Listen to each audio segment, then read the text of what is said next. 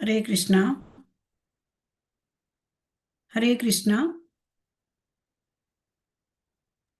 हरे हरे कृष्णा। कृष्ण। हरे कृष्ण। हरे कृष्ण। हरे कृष्णा। हरे कृष्णा।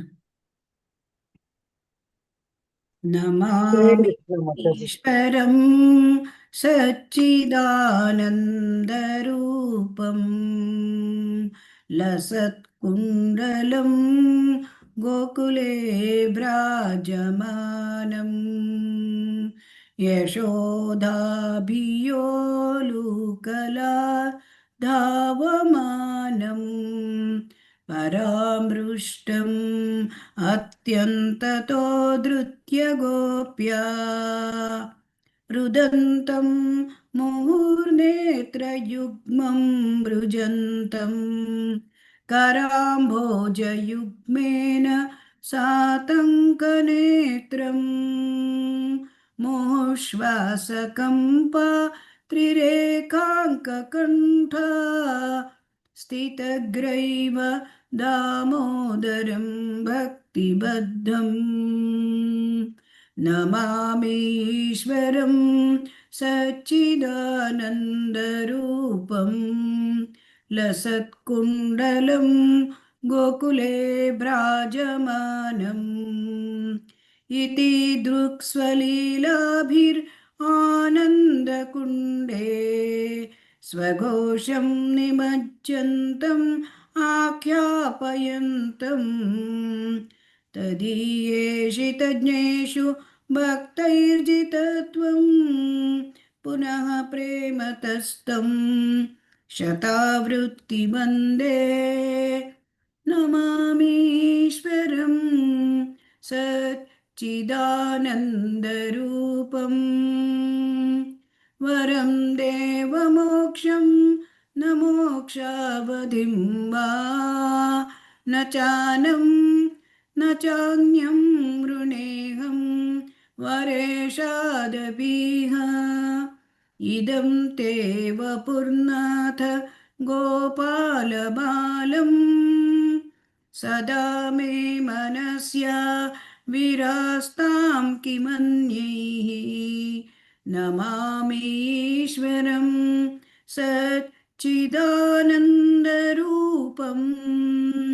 लसत्कुण्डलं गोकुले व्राजमानम् इदं ते मुकाम्भोजमत्यन्तनीलैर्वृतं कुन्तलैः स्निग्धरक्तैश्च गोप्या मुहुश्चुम्बितं बिम्ब रक्ताधरं मे मनस्या विरास्ताम् अलं लक्षलाभैः नमामीश्वरं सच्चिदानन्दरूपं लसत्कुण्डलं गोकुले भ्राजमानम् नमो देवा दामोदरा अनन्तविष्णो प्रसीद प्रभो दुःखजलाब्धिमग्नम् कृपादृष्टिवृष्ट्या अतिदीनं बतानु गृहाणेश मामज्ञमेद्यक्षिदृश्यः नमामीश्वरं सच्चिदानन्दरूपं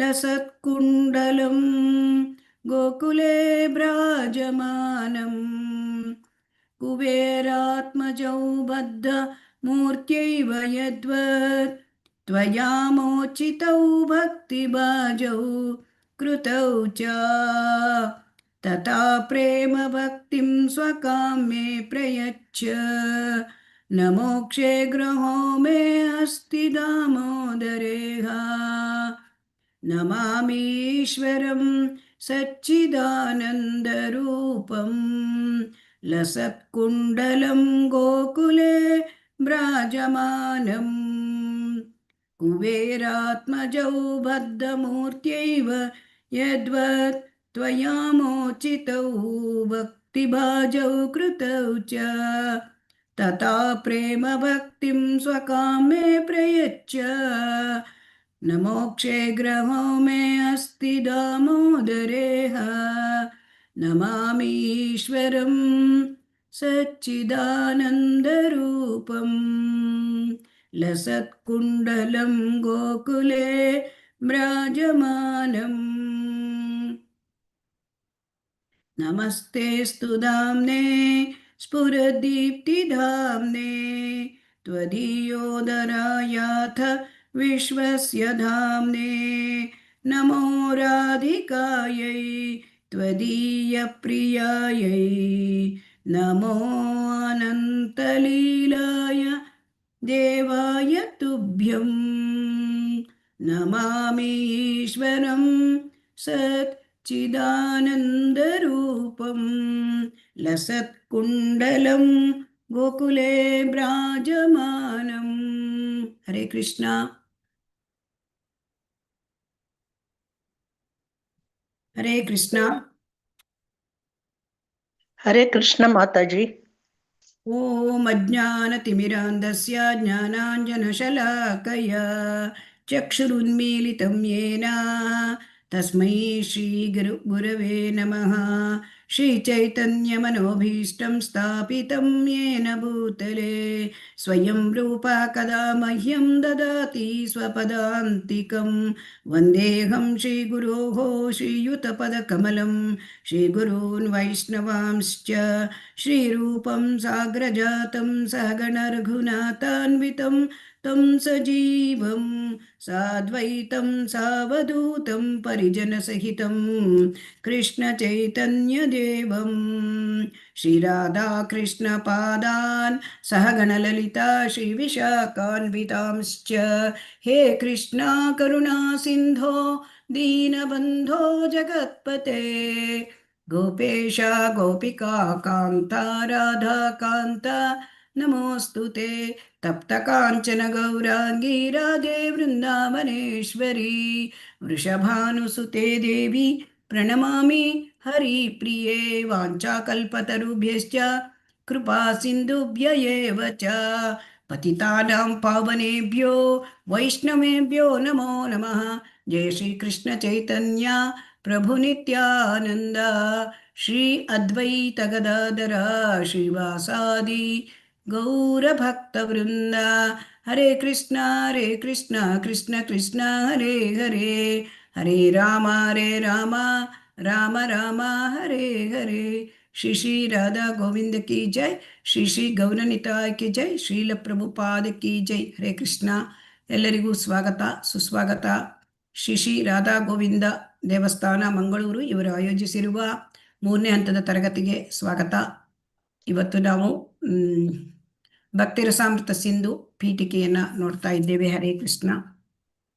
ಹರೇ ಕೃಷ್ಣ ಮಾತಾಜಿ. ಹರೇ ಕೃಷ್ಣ. ಯಾರು ಹರೇ ಕೃಷ್ಣ ಓದಬಹುದು? ಹರೇ ಕೃಷ್ಣ ಮೊದಲನೆಯ ಪ್ಯಾರ. ಹರೇ ಕೃಷ್ಣ ಓದ್ಬೋದಾ? ಓದಿ ಮಾತಾಜಿ. ಹರೇ ಕೃಷ್ಣ. ಮಂಗಳಾಚರಣೆ ಅಲ್ವಾ ಅದು? ಹಾ, ಭಗವಾನ್ ಶ್ರೀಕೃಷ್ಣನು ದೇವೋತ್ತಮ, ಅದೇ ಅಲ್ವಾ? ಹೌದು. ಮಂಗಳಾಚರಣೆ. ಭಗವಾನ್ ಶ್ರೀಕೃಷ್ಣನು ದೇವೋತ್ತಮ ಪರಮ ಪುರುಷ, ಸರ್ವ ಕಾರಣಗಳಿಗೂ ಕಾರಣನು, ಶಾಂತ ಭಾವ, ದಾಸ್ಯ, ಸಖ್ಯ, ವಾತ್ಸಲ್ಯ, ಮಾಧುರ್ಯ, ಹಾಸ್ಯ, ಅನುಕಂಪ, ಭಯ, ಶೌರ್ಯವೇ ಮೊದಲಾದ ಎಲ್ಲ ರಸ ಅಥವಾ ಭಾವಗಳ ನಿಧಿ. ಪ್ರಭುವಿನದು ಪರಮಾಕರ್ಷಕ ರೂಪ. ಅವನ ವಿಶ್ವವ್ಯಾಪಿ ಹಾಗೂ ದಿವ್ಯ ಮೋಹಕ ಲಕ್ಷಣಗಳಿಂದ ತಾರಕ, ಕಾಲಿಕ, ಶ್ಯಾಮ, ಲಲಿತಾ ಮತ್ತು ಕೊನೆಯದಾಗಿ ಶ್ರೀಮತಿ ರಾಧಾರಾಣಿ ಇವರೆಲ್ಲರ ಮನಸ್ಸುಗಳನ್ನು ಸೂರೆಗೊಂಡಿದ್ದಾನೆ. ಶ್ರೀಮದ್ ಭಕ್ತಿ ಸಿದ್ಧಾಂತ ಸರಸ್ವತಿ ಗೋಸ್ವಾಮಿ ಪ್ರಭುಪಾದರಿಂದ ಪ್ರೇರಿತರಾಗಿ ಭಕ್ತಿ ರಸಾಮೃತ ಸಿಂಧುವನ್ನು ಅನುವಾದಿಸುವ ನಮ್ಮ ಪ್ರಯತ್ನಕ್ಕೆ ಯಾವ ಭಂಗವೂ ಬಾರದಿರಲಿ ಎಂಬುದರ ಸಲುವಾಗಿ ಶ್ರೀಕೃಷ್ಣನ ಅನುಗ್ರಹವು ಸದಾ ನಮ್ಮ ಮೇಲಿರುವುದಾಗಲಿ. ಹರೇ ಕೃಷ್ಣ ಮಾತಾ. ಹರೇ ಕೃಷ್ಣ. ಇಲ್ಲಿ ವಸ್ತು ಅಂದರೆ ಪೀಠಿಕೆಯಲ್ಲಿ ವಸ್ತು ನಿರ್ದಿಷ್ಟ ಮತ್ತೆ ನಮಸ್ಕಾರ ಮತ್ತೆ ಆಶೀರ್ವಾದ ಅಂತ. ಇಲ್ಲಿ ವಸ್ತು ನಿರ್ದಿಷ್ಟದಲ್ಲಿ ಯಾವ ಉದ್ದೇಶಕ್ಕಾಗಿ ಈ ಒಂದು ಕೃತಿ ಭಕ್ತಿರಸಾಮೃತ ಸಿಂಧುವನ್ನು ರಚಿಸಿದ್ದಾರೆ. ಇದನ್ನು ಹೇಳಲಾಗ್ತಾ ಇದೆ. ಎಲ್ಲಕ್ಕಿಂತಲೂ ಮುಂಚೆ ಭಗವಂತನ ಅನುಗ್ರಹವನ್ನು ಬೇಡ್ತಾ ಇದ್ದಾರೆ ಇಲ್ಲಿ ಶೀಲ ಪ್ರಭುಪಾದರು. ಇಲ್ಲಿ ಭಗವಾನ್ ಯಾರು ಮತ್ತು ಅವನ ಮಹಿಮೆಗಳನ್ನು ಇಲ್ಲಿ ಸಾರ್ತಾ ಇದ್ದಾರೆ. ಶ್ರೀ ದೇವೋತ್ತಮ ಪರಮಪುರುಷ ಕೃಷ್ಣ, ಅವನು ಸರ್ವಕಾರಣಗಳಿಗೂ ಕಾರಣ. ಸೊ ಶ್ರೀ ಕೃಷ್ಣ ಸರ್ವಕಾರಣ ಕಾರಣ. ಅವನು ಅಖಿಲ ರಸಾಮೃತ ಸಿಂಧು, ಅಖಿಲ ರಸಾಮೃತ ಮೂರ್ತಿ. ಅವನು ಅಖಿಲ ರಸಾಮೃತ ಮೂರ್ತಿ ಅಂದರೆ ಎಲ್ಲ ರಸಗಳು, ಅಲ್ಲಿ ಶಾಂತ, ದಾಸ್ಯ, ಸಖ್ಯ, ವಾತ್ಸಲ್ಯ, ಮಾಧುರ್ಯ ಎಂಬ 5 ಮೂಲ ರಸಗಳು ಮತ್ತು 2ನೇ ರಸಗಳು 7. ಇಲ್ಲಿ ಹಾಸ್ಯ, ಅನುಕಂಪ, ಭಯ, ಶೌರ್ಯ ಮುಂತಾದ 2ನೇ ರಸಗಳು. ಇವೆಲ್ಲವೂ ಕೂಡ ಭಗವಾನ್ ಶ್ರೀಕೃಷ್ಣನಲ್ಲಿ ಮೂರ್ತಿವೆತ್ತಿದೆ. ಸೊ ಅವನು ಎಲ್ಲ ರಸಗಳನ್ನು ಒಳಗೊಂಡಿದ್ದಾನೆ. ಅಂತಹ ಭಗವಾನ್ ಶ್ರೀಕೃಷ್ಣ, ಅವನ ರೂಪ ಪರಮಾಕರ್ಷಕ ರೂಪ. ಕೃಷ್ಣ ಅಂತಂದರೆ ತುಂಬ ಆಕರ್ಷಕ, ಅಂದರೆ ಆಕರ್ಷತಿ ಇತಿ ಕೃಷ್ಣ. ಸೊ ಅಂತಹ ಅಂದರೆ ಎಲ್ಲ ಅಂದರೆ ಈ ಒಂದು ಮನ್ಮಥರು, ಎಷ್ಟು ಕೋಟಿ ಮನ್ಮಥರು ಇದ್ರೂ ಕೂಡ ಅವರು ಭಗವಂತ ಕೃಷ್ಣನ ರೂಪಕ್ಕೆ ಸರಿಸಾಟಿಯಲ್ಲ. ಅಂತಹ ದಿವ್ಯ ಮೋಹಕ ಲಕ್ಷಣಗಳಿರ್ತಕ್ಕಂತಹ ಭಗವಂತ ಅವನು ಯಾರ ಮನಸ್ಸನ್ನು ಸೂರೆಗೊಂಡಿದ್ದಾನೆ? ಶ್ರೀಮತಿ ರಾಧಾರಾಣಿ ಹಾಗೂ ಅವರ ಸಖಿಯರು ಅವರ ಮನಸ್ಸನ್ನು ಸೂರೆಗೊಂಡಿದ್ದಾನೆ. ಅಂತಹ ಅಖಿಲ ರಸಾಮೃತ ಮೂರ್ತಿ ಶ್ರೀಕೃಷ್ಣ. ಸೊ ಅವನು ನಮ್ಮ ಮನಸ್ಸನ್ನು ಭಗವಂತನ ಕಡೆ ಸೆಳೀಲಿ, ಅವನು ನಮ್ಮ ಮನಸ್ಸನ್ನು ಆಕರ್ಷಿಸಲಿ ಅಂತ ಇಲ್ಲಿ ಬೇಡ್ತಾ ಇದ್ದಾರೆ. ಈ ಅಖಿಲ ರಸಾಮೃತ ಮೂರ್ತಿ ಶ್ರೀಕೃಷ್ಣನ ಬಗ್ಗೆ ತಿಳಿದುಕೊಳ್ಳಲಿಕ್ಕೆ ಅನನ್ಯ ಭಕ್ತಿ ಸೇವೆಯನ್ನು ನಾವು ಮಾಡಬೇಕು. ಸೊ ಅದರಲ್ಲಿ ಈಗ ಆ ಕೃಷ್ಣ ಹೇಗೆ ಅದು ಅಖಿಲ ರಸಾಮೃತ ಸಿಂಧು ಮೂರ್ತಿ ಅಂದರೆ, ಅಲ್ಲಿ ಎಲ್ಲ ರಸಗಳಲ್ಲೂ ಕೂಡ ಅವನು ಅಂದರೆ ಆನಂದವನ್ನು ಅನುಭವಿಸುತ್ತಾನೆ ಮತ್ತು ಜನರಿಗೆ ಆನಂದವನ್ನು ಕೊಡ್ತಾನೆ. ಮತ್ತು ಹಾಗೆ ಅವನಿಂದ ಎಲ್ಲ ಜನರು ಬೇರೆ ಬೇರೆ ರೀತಿಯ ರಸವನ್ನು ಅನುಭವಿಸುತ್ತಾರೆ. ಇಲ್ಲಿ ಕಂಸ ಕುಸ್ತಿ ಆಡುವಾಗ ಕಂಸನ ಕುಸ್ತಿಪಟುಗಳು ವೀರರಸದಿಂದ ಅವನನ್ನು ನೋಡಿದರು. ಆಮೇಲೆ ಮಥುರೆಯ ಜನ ಅವನು ಹೋಗ್ತಾ ಇದ್ದಾಗ ಮಥುರೆಗೆ ವಿಸ್ಮಯ ರಸದಿಂದ ನೋಡಿದರು. ಆಮೇಲೆ ಸ್ತ್ರೀಯರು ಮಧುರ ರಸದಿಂದ ಅವನನ್ನು ನೋಡ್ತಾರೆ. ಆಮೇಲೆ ಗೋಪ ಬಾಲಕರು ಅವರು ಸಖ್ಯ ರಸದಿಂದ ಮತ್ತು ಹಾಸ್ಯ ರಸದಿಂದ ಅವನ ಜೊತೆ ಇರ್ತಾರೆ. ಕ್ಷತ್ರಿಯ ಅರಸರು ರೌದ್ರ ರಸದಿಂದ ಇರ್ತಾರೆ. ಅವನ ತಂದೆ ತಾಯಿ ವಾತ್ಸಲ್ಯ ರಸದಿಂದ, ನಂದ ಮಹಾರಾಜ ಮತ್ತು ಯಶೋಧ ಮಾತೆ. ಸೊ ಹಾಗೆ ಕಂಸನು ಕೂಡ ಭಯಾನಕ ರಸವನ್ನು ಅನುಭವಿಸ್ತಾನೆ, ಮೃತ್ಯುವನ್ನು ಕಾಣ್ತಾನೆ ಕೃಷ್ಣನಲ್ಲಿ. ಮಂದಬುದ್ಧಿಯ ಜನ ಅವರು ಭಗವಂತನನ್ನು ವಿರಾಟ್ ರೂಪ ಅಂದರೆ ಬೀಭತ್ಸ ರಸವನ್ನು ಮಾಡ್ತಾರೆ. ಯೋಗಿಗಳು ಶಾಂತ ರಸದಿಂದ ಭಗವಂತನನ್ನು ಸೇವಿಸ್ತಾರೆ. ವೃಷ್ಣಿ ಕುಲದವರು ಆರಾಧ್ಯ ದೈವ ದಾಸ್ಯ ರಸದಿಂದ ಅವನನ್ನು ನೋಡ್ತಾರೆ. ಅಂತಹ ಶ್ರೀಕೃಷ್ಣ ಅವನ ಅನುಗ್ರಹ ನಮ್ಮ ಮೇಲೆ ಸದಾ ಇರಲಿ. ನಾವೀಗ ಭಕ್ತಿರಸಾಮೃತ ಸಿಂಧುವನ್ನು ಕಲೀಲಿಕ್ಕೆ ಹೊರಟಿದ್ದೇವೆ. ನಮ್ಮ ಮೇಲೆ ಭಗವಂತನ ಆ ಒಂದು ಅನುಗ್ರಹ ಸದಾ ಇರಲಿ ಅಂತ ಶ್ರೀಲ ಪ್ರಭುಪಾದರು ಇಲ್ಲಿ ಪೀಠಿಕೆಯಲ್ಲಿ ಪ್ರಾರ್ಥನೆಯನ್ನು ಸಲ್ಲಿಸ್ತಾ ಇದ್ದಾರೆ. ಹರೇ ಕೃಷ್ಣ.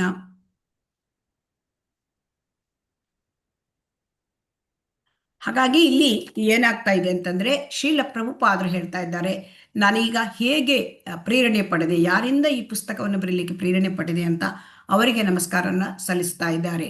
ಶ್ರೀಲ ರೂಪ ಗೋಸ್ವಾಮಿ ಹಾಗೂ ಅವರು ಶ್ರೀಲ ಭಕ್ತಿ ಸಿದ್ಧಾಂತ ಸರಸ್ವತಿ ಗೋಸ್ವಾಮಿ ಅವರಿಂದ ಪ್ರೇರಣೆ ಪಡೆದಿದ್ದಾರೆ. ಶ್ರೀಲ ರೂಪ ಗೋಸ್ವಾಮಿ ಸಂಪ್ರದಾಯದ ಆಚಾರ್ಯರು ಹಾಗೂ ಭಕ್ತಿ ಸಿದ್ಧಾಂತ ಸರಸ್ವತಿ ಗೋಸ್ವಾಮಿ ಅವರು ಶ್ರೀಲ ಪ್ರಭುಪಾದರ ಗುರುಗಳು. ಸೊ ಅವರ ಪಾದಗಳಿಗೆ ಗೌರವಪೂರ್ವಕ ನಮಸ್ಕಾರವನ್ನು ಸಲ್ಲಿಸ್ತಾ ಇದ್ದಾರೆ. ಈ ಕೃತಿಯನ್ನು ಪ್ರಾರಂಭಿಸುವ ಮುಂಚೆ ಅವರಿಂದ ಆಶೀರ್ವಾದವನ್ನು ಪಡೀತಾ ಇದ್ದಾರೆ. ಹಾಗಾಗಿ ಈ ಒಂದು ಕೃಷ್ಣ ಪ್ರಜ್ಞಾ ಚಳುವಳಿ ಹೇಳೋದು 500 ವರ್ಷಗಳ ಹಿಂದೆ ಅವತರಿಸಿದ ಚೈತನ್ಯ ಮಹಾಪ್ರಭುಗಳು ಪ್ರತಿಪಾದಿಸಿದ ಉದಾತ್ತ ಭಕ್ತಿ ವಿಜ್ಞಾನ. ಇದು ಕೃಷ್ಣ ಪ್ರಜ್ಞಾ ವಿಜ್ಞಾನ ಅಂತ ಇದಕ್ಕೆ. ಆಮೇಲೆ ಇಲ್ಲಿ ರೂಪ ಗೋಸ್ವಾಮಿಯವರು ಈ ಕೃತಿಯನ್ನು ಮೊಟ್ಟ ಮೊದಲು ಬರೆದಿದ್ದಾರೆ. ಸೊ ಆ ಕೃತಿಯನ್ನು ಶ್ರೀಲ ಪ್ರಭುಪಾದರು ಕ್ರೋಢೀಕರಿಸಿದ್ದಾರೆ. ಸೊ ಹಾಗಾಗಿ ಇಲ್ಲಿ ಶ್ರೀಲ ರೂಪ ಗೋಸ್ವಾಮಿಯವರು ಅವರ ಕೃತಿಯಲ್ಲಿ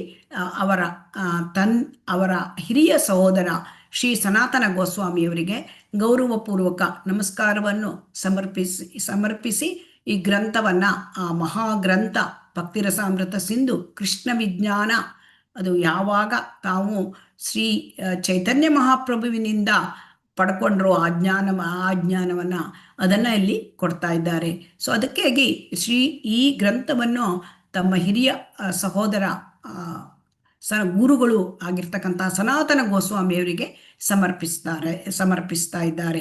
ಅವರಿಗೆ ಈ ಕೃತಿ ತುಂಬ ಇಷ್ಟ ಆಗಲಿ.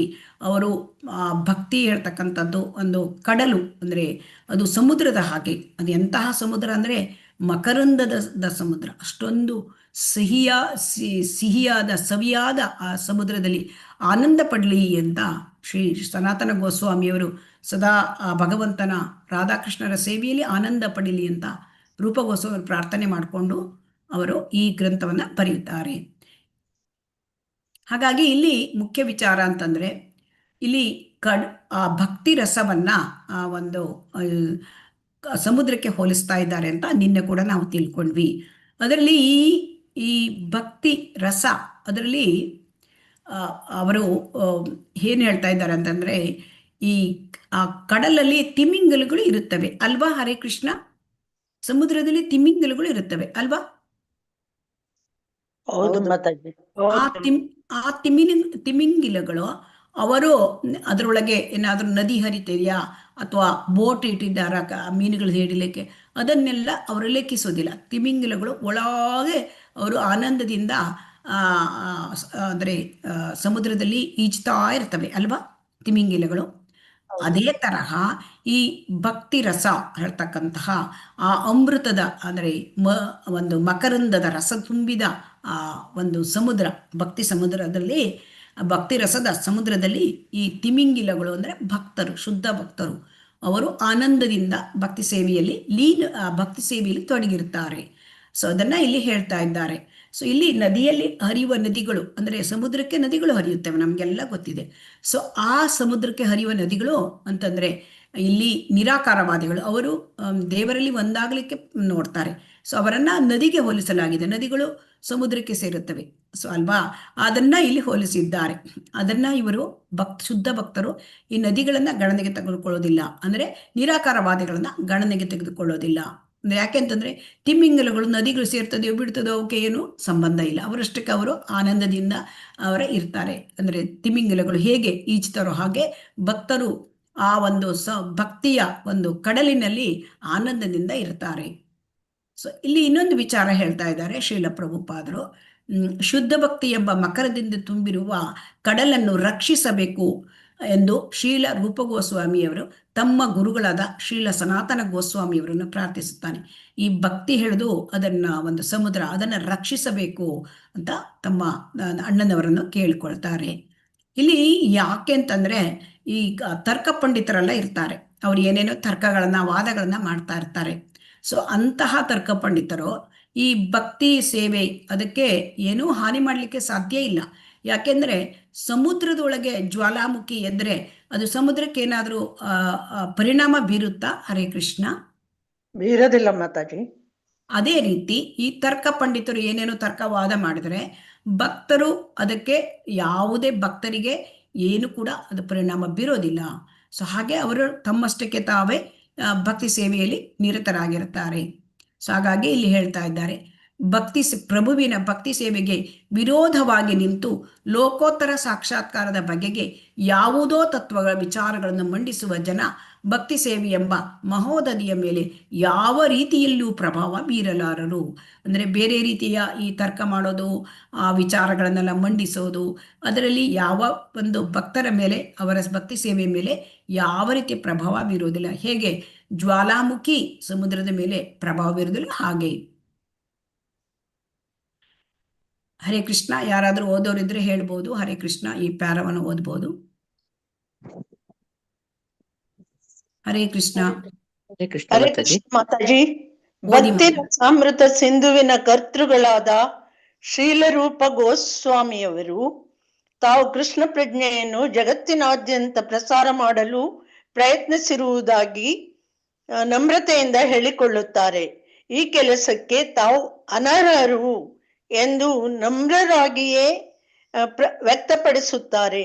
ಕೃಷ್ಣ ಪ್ರಜ್ಞಾ ಆಂದೋಲನದ ಪ್ರಸಾರದಲ್ಲಿ ತೊಡಗಿರುವ ಎಲ್ಲ ಬೋಧಕರ ನಿಲುವು ಹೀಗೆ ರೂಪ ಗೋಸ್ವಾಮಿಯವರ ಹೆಜ್ಜೆ ಗುರುತಿನಲ್ಲಿ ನಡೆಯುವಂತಹದಾಗಬೇಕು.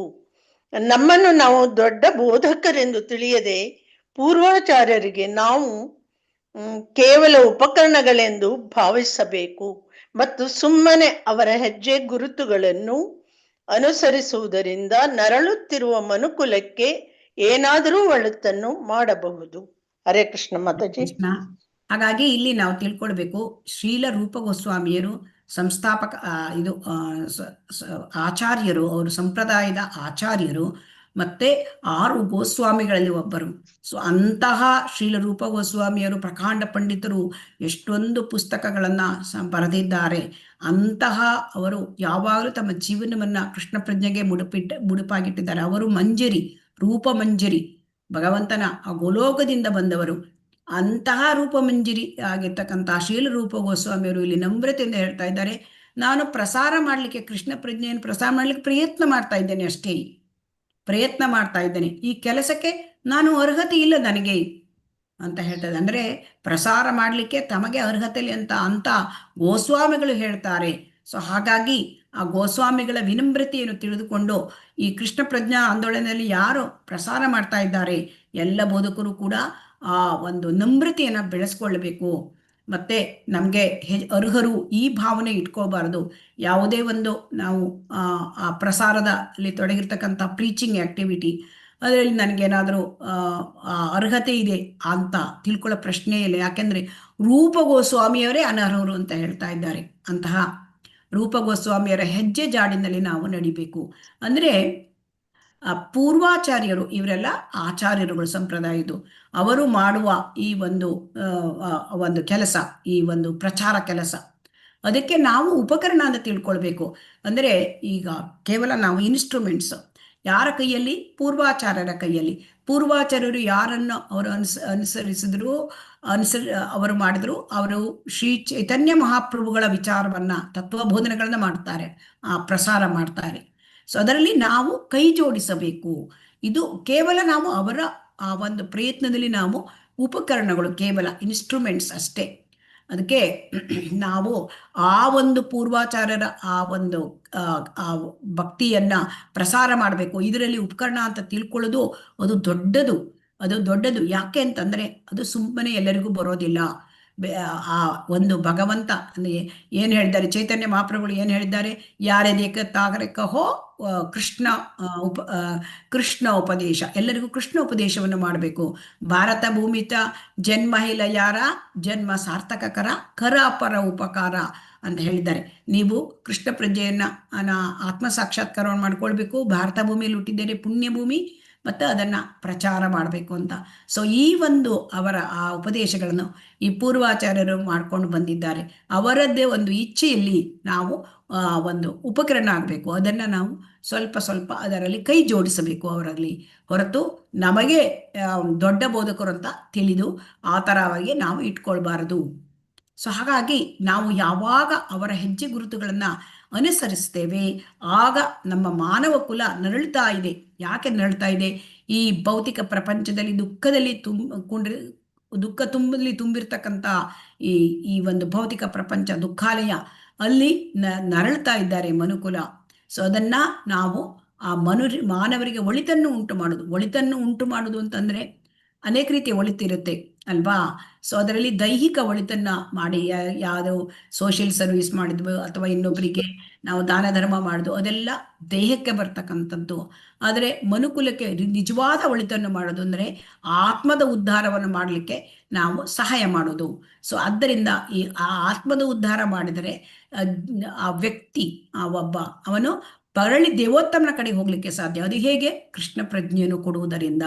ಸೊ ಹಾಗಾಗಿ ನಾವು ಪೂರ್ವಾಚಾರ್ಯರಿಗೆ ಉಪಕರಣ ಅಂತ ತಿಳ್ಕೊಳ್ಬೇಕು. ನಾವು ಕೇವಲ ಅಸಿಸ್ಟಿಂಗ್ ಅಂತ ತಿಳ್ಕೊಂಡು ನಾವು ಕೃಷ್ಣ ಪ್ರಜ್ಞೆಯನ್ನು ಇನ್ನೊಬ್ಬರಿಗೆ ಕೊಟ್ರೆ ಅವರನ್ನು ನಾವು ಉದ್ಧಾರ ಮಾಡಲಿಕ್ಕೆ ಸಾಧ್ಯ.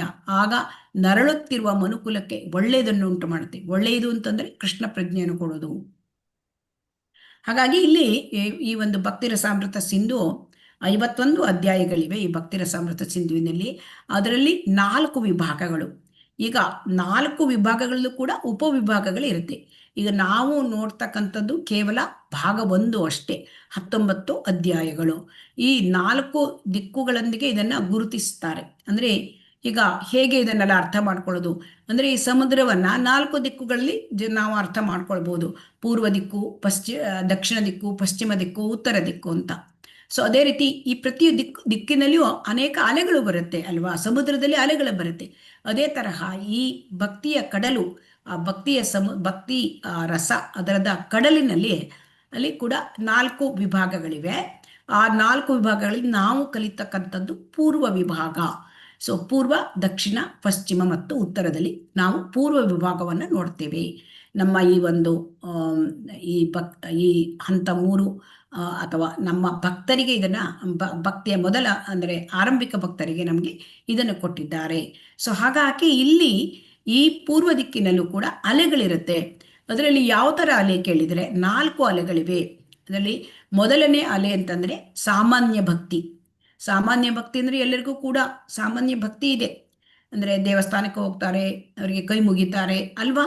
ಸಾಧಾರಣ ಭಾರತ ದೇಶದಲ್ಲಿ ರಾಮ ಅಂದ್ರೆ ಏನು ಗೊತ್ತು, ಕೃಷ್ಣ ಅಂದ್ರೆ ಏನು ಗೊತ್ತು, ಎಲ್ಲ ಗೊತ್ತು ಅಲ್ವಾ ಜನರಿಗೆ. ಅಂದ್ರೆ ಹುಟ್ಟಿನಿಂದ ಮನೆಯಲ್ಲಿ ಬೆಳೆದ ವಾತಾವರಣದಲ್ಲಿ ಹೋಗ್ತಾರೆ. ಇದು ಸಾಮಾನ್ಯ ಭಕ್ತಿ ಅಲ್ವಾ. ಆದರೆ ಇಲ್ಲಿ 2ನೇ ಅಲಿಯಲ್ಲಿ ಮುಖ್ಯವಾದದ್ದು ಸಾಧನ ಭಕ್ತಿಯನ್ನು ಹೇಳ್ತಾರೆ. 2ನೇ ಅಲಿ ಯಾವುದು? ಸಾಧನ ಭಕ್ತಿ. ಅಂದ್ರೆ ಭಕ್ತಿ ಸೇವೆ ಆ ಒಂದು ಪ್ರಕ್ರಿಯೆಯಲ್ಲಿ ಅನುಸರಿಸಬೇಕಾದ ನಿಯಂತ್ರಕ ತತ್ವಗಳು, ಅಲ್ಲಿ ಯಾವ ಥರ ನಾವು ಭಕ್ತಿ ಸೇವೆಯನ್ನ ಸಾಧನ ಭಕ್ತಿ ಮಾಡಬೇಕು ಅದನ್ನೇ ಹೇಳ್ತಾರೆ. 3ನೇ ಅಲೆಯಲ್ಲಿ ಭಾವಭಕ್ತಿ, ಅಂದರೆ ಭಕ್ತಿಯಲ್ಲಿ ಮುಂದುವರಿದ ಸ್ಥಿತಿ, ಆ ಭಾವಭಕ್ತಿ ಅದರ ಲಕ್ಷಣಗಳೇನು, ಭಾವಭಕ್ತಿಯಲ್ಲಿದ್ದವರು ಯಾವ ರೀತಿ ಇರ್ತಾರೆ ಅದನ್ನು ತಿಳಿಸ್ತಾರೆ. ಕೊನೆಯದು 4ನೇ ಅಲೆ, ಅದು ಪ್ರೇಮ ಭಕ್ತಿ. ಇದು ಅಂತಿಮ ಗುರಿ, ಕೃಷ್ಣ ಪ್ರೇಮವನ್ನು ಪಡೆಯೋದು. ಸೊ ಈ ರೀತಿಯಾಗಿ ಇವುಗಳೆಲ್ಲವನ್ನೂ ಕೂಡ ನಾವು ಬೇರೆ ಬೇರೆ ಲಕ್ಷಣಗಳೊಂದಿಗೆ ಡೀಟೇಲ್ ಆಗಿ ನಾವು ಮುಂದೆ ನಾವು ಕಲಿತೇವೆ. ಸೊ ಹಾಗಾಗಿ ಇಲ್ಲಿ ಸಾಮಾನ್ಯ ಭಕ್ತಿ ಮತ್ತೆ ಒಂದು ಸಾಧನ ಭಕ್ತಿ, ಅದಲ್ಲದೆ ಭಾವಭಕ್ತಿ ಮತ್ತು ಪ್ರೇಮ ಭಕ್ತಿ, ಈ 4 ಅಲೆಗಳನ್ನು ನಾವು ಈ ಪೂರ್ವದ ಭಾಗದಲ್ಲಿ ನಾವು ನೋಡ್ತೇವೆ.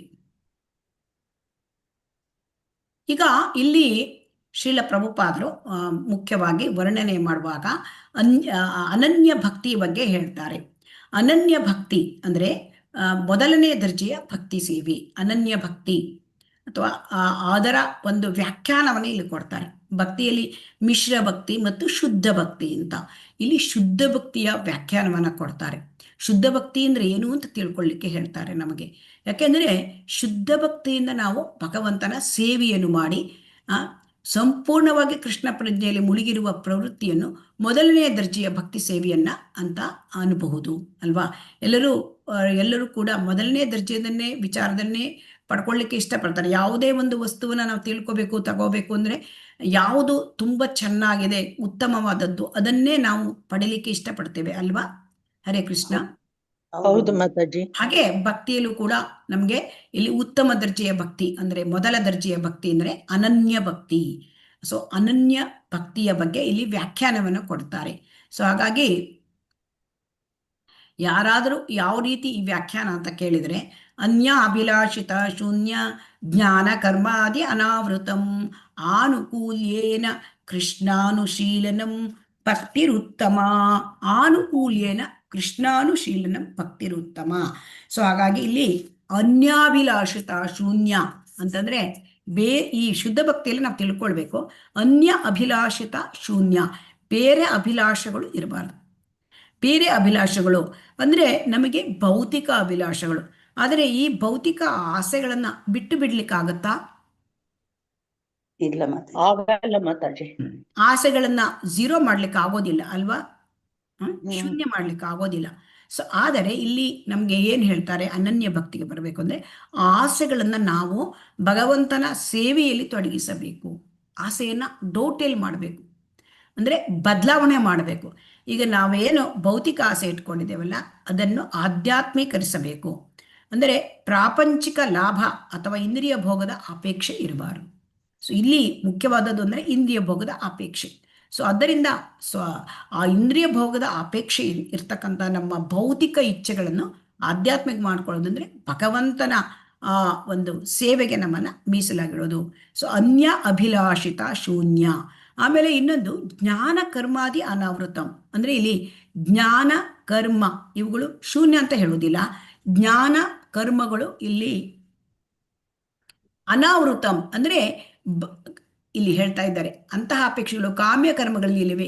ದಾರ್ಶನಿಕ ಮನೋಕಲ್ಪನೆಗಳ ತೊಡಗುವುದರಿಂದ ಉಂಟಾಗುತ್ತವೆ. ನಮಗೆ ಯಾಕೆ ಅಪೇಕ್ಷೆ ಬರುತ್ತೆ? ನಾವು ಕಾಮ್ಯ ಕರ್ಮದಲ್ಲಿ ತೊಡಗುತ್ತೇವೆ. ಕಾಮ್ಯ ಕರ್ಮ ಅಂದರೆ ಫಲಾಪೇಕ್ಷಿತ ಕರ್ಮಗಳು. ಆಮೇಲೆ ದಾರ್ಶನಿಕ ಮನೋಕಲ್ಪನೆ ಅಂತಂದ್ರೆ ಊಹಾಪೋಹ. ಸೊ ಹಾಗಾಗಿ ನಾವು ಎಲ್ಲ ಜನ ಒಂದು ಐಹಿಕ ಲಾಭಕ್ಕಾಗಿ ಒಂದು ಉದ್ಯಮದಲ್ಲಿ ತೊಡಗಿರ್ತಾರೆ ಅಲ್ವಾ? ಹೌದು ಮಾತಾಜಿ. ಯಾವ್ದಾದ್ರು ಕೆಲಸ ಮಾಡ್ತಾರೆ, ಯಾಕೆ ನನಗೆ ಹಣ ಬರುತ್ತೆ ಒಂದು ದೃಷ್ಟಿಯಿಂದನೇ ಮಾಡ್ತಾ ಇರ್ತಾರೆ. ಅದರಿಂದ ನಾವು ನಮಗೆ ಬೇಕಾದದ್ದನ್ನ ಮಾಡ್ಕೊಳ್ಬಹುದು. ಆಮೇಲೆ ಕೆಲವು ಈ ಊಹಾತ್ಮಕ ಚಿಂತಕರು ಅವರು ಕೂಡ ಆತ್ಮ ಸಾಕ್ಷಾತ್ಕಾರಕ್ಕೆ ಹೋಗ್ಲಿಕ್ಕೆ ಪ್ರಯತ್ನ ಮಾಡ್ತಾ ಇರ್ತಾರೆ. ಸೊ ಅವರದ್ದು ಊಹಾತ್ಮಕ ಚಿಂತನೆ, ಅವರಲ್ಲಿ ಊಹಾಪೋಹೆಗಳಿರುತ್ತೆ.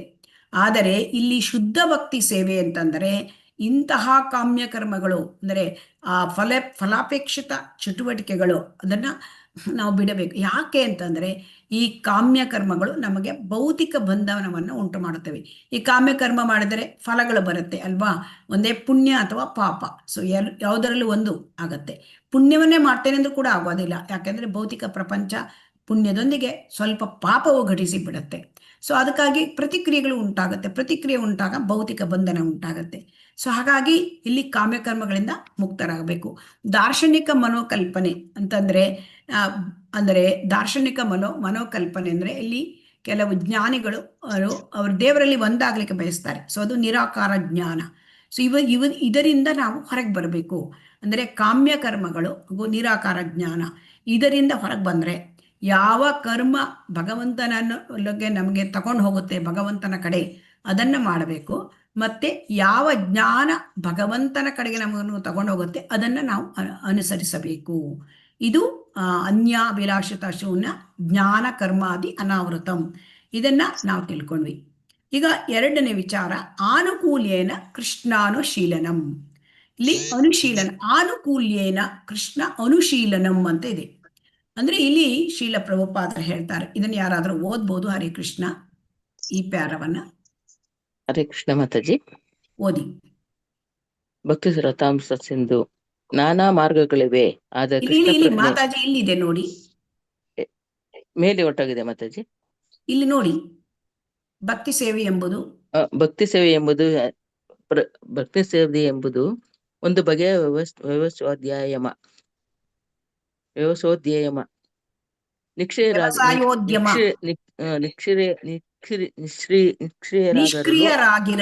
ನಿಷ್ಕ್ರಿಯರಾಗಿರಲು ಬಯಸುವ ಜನ ಜಡರಾಗಿರಲೆಂದೋ ಇಲ್ಲವೇ ತಮ್ಮ ಸಮಯವನ್ನು ಮೌನ ಧ್ಯಾನಕ್ಕೆ ವಿನಿಯೋಗಿಸಲೆಂದೋ ಮಾಡಿರುವ ವ್ಯವಸ್ಥೆ ಇದಲ್ಲ.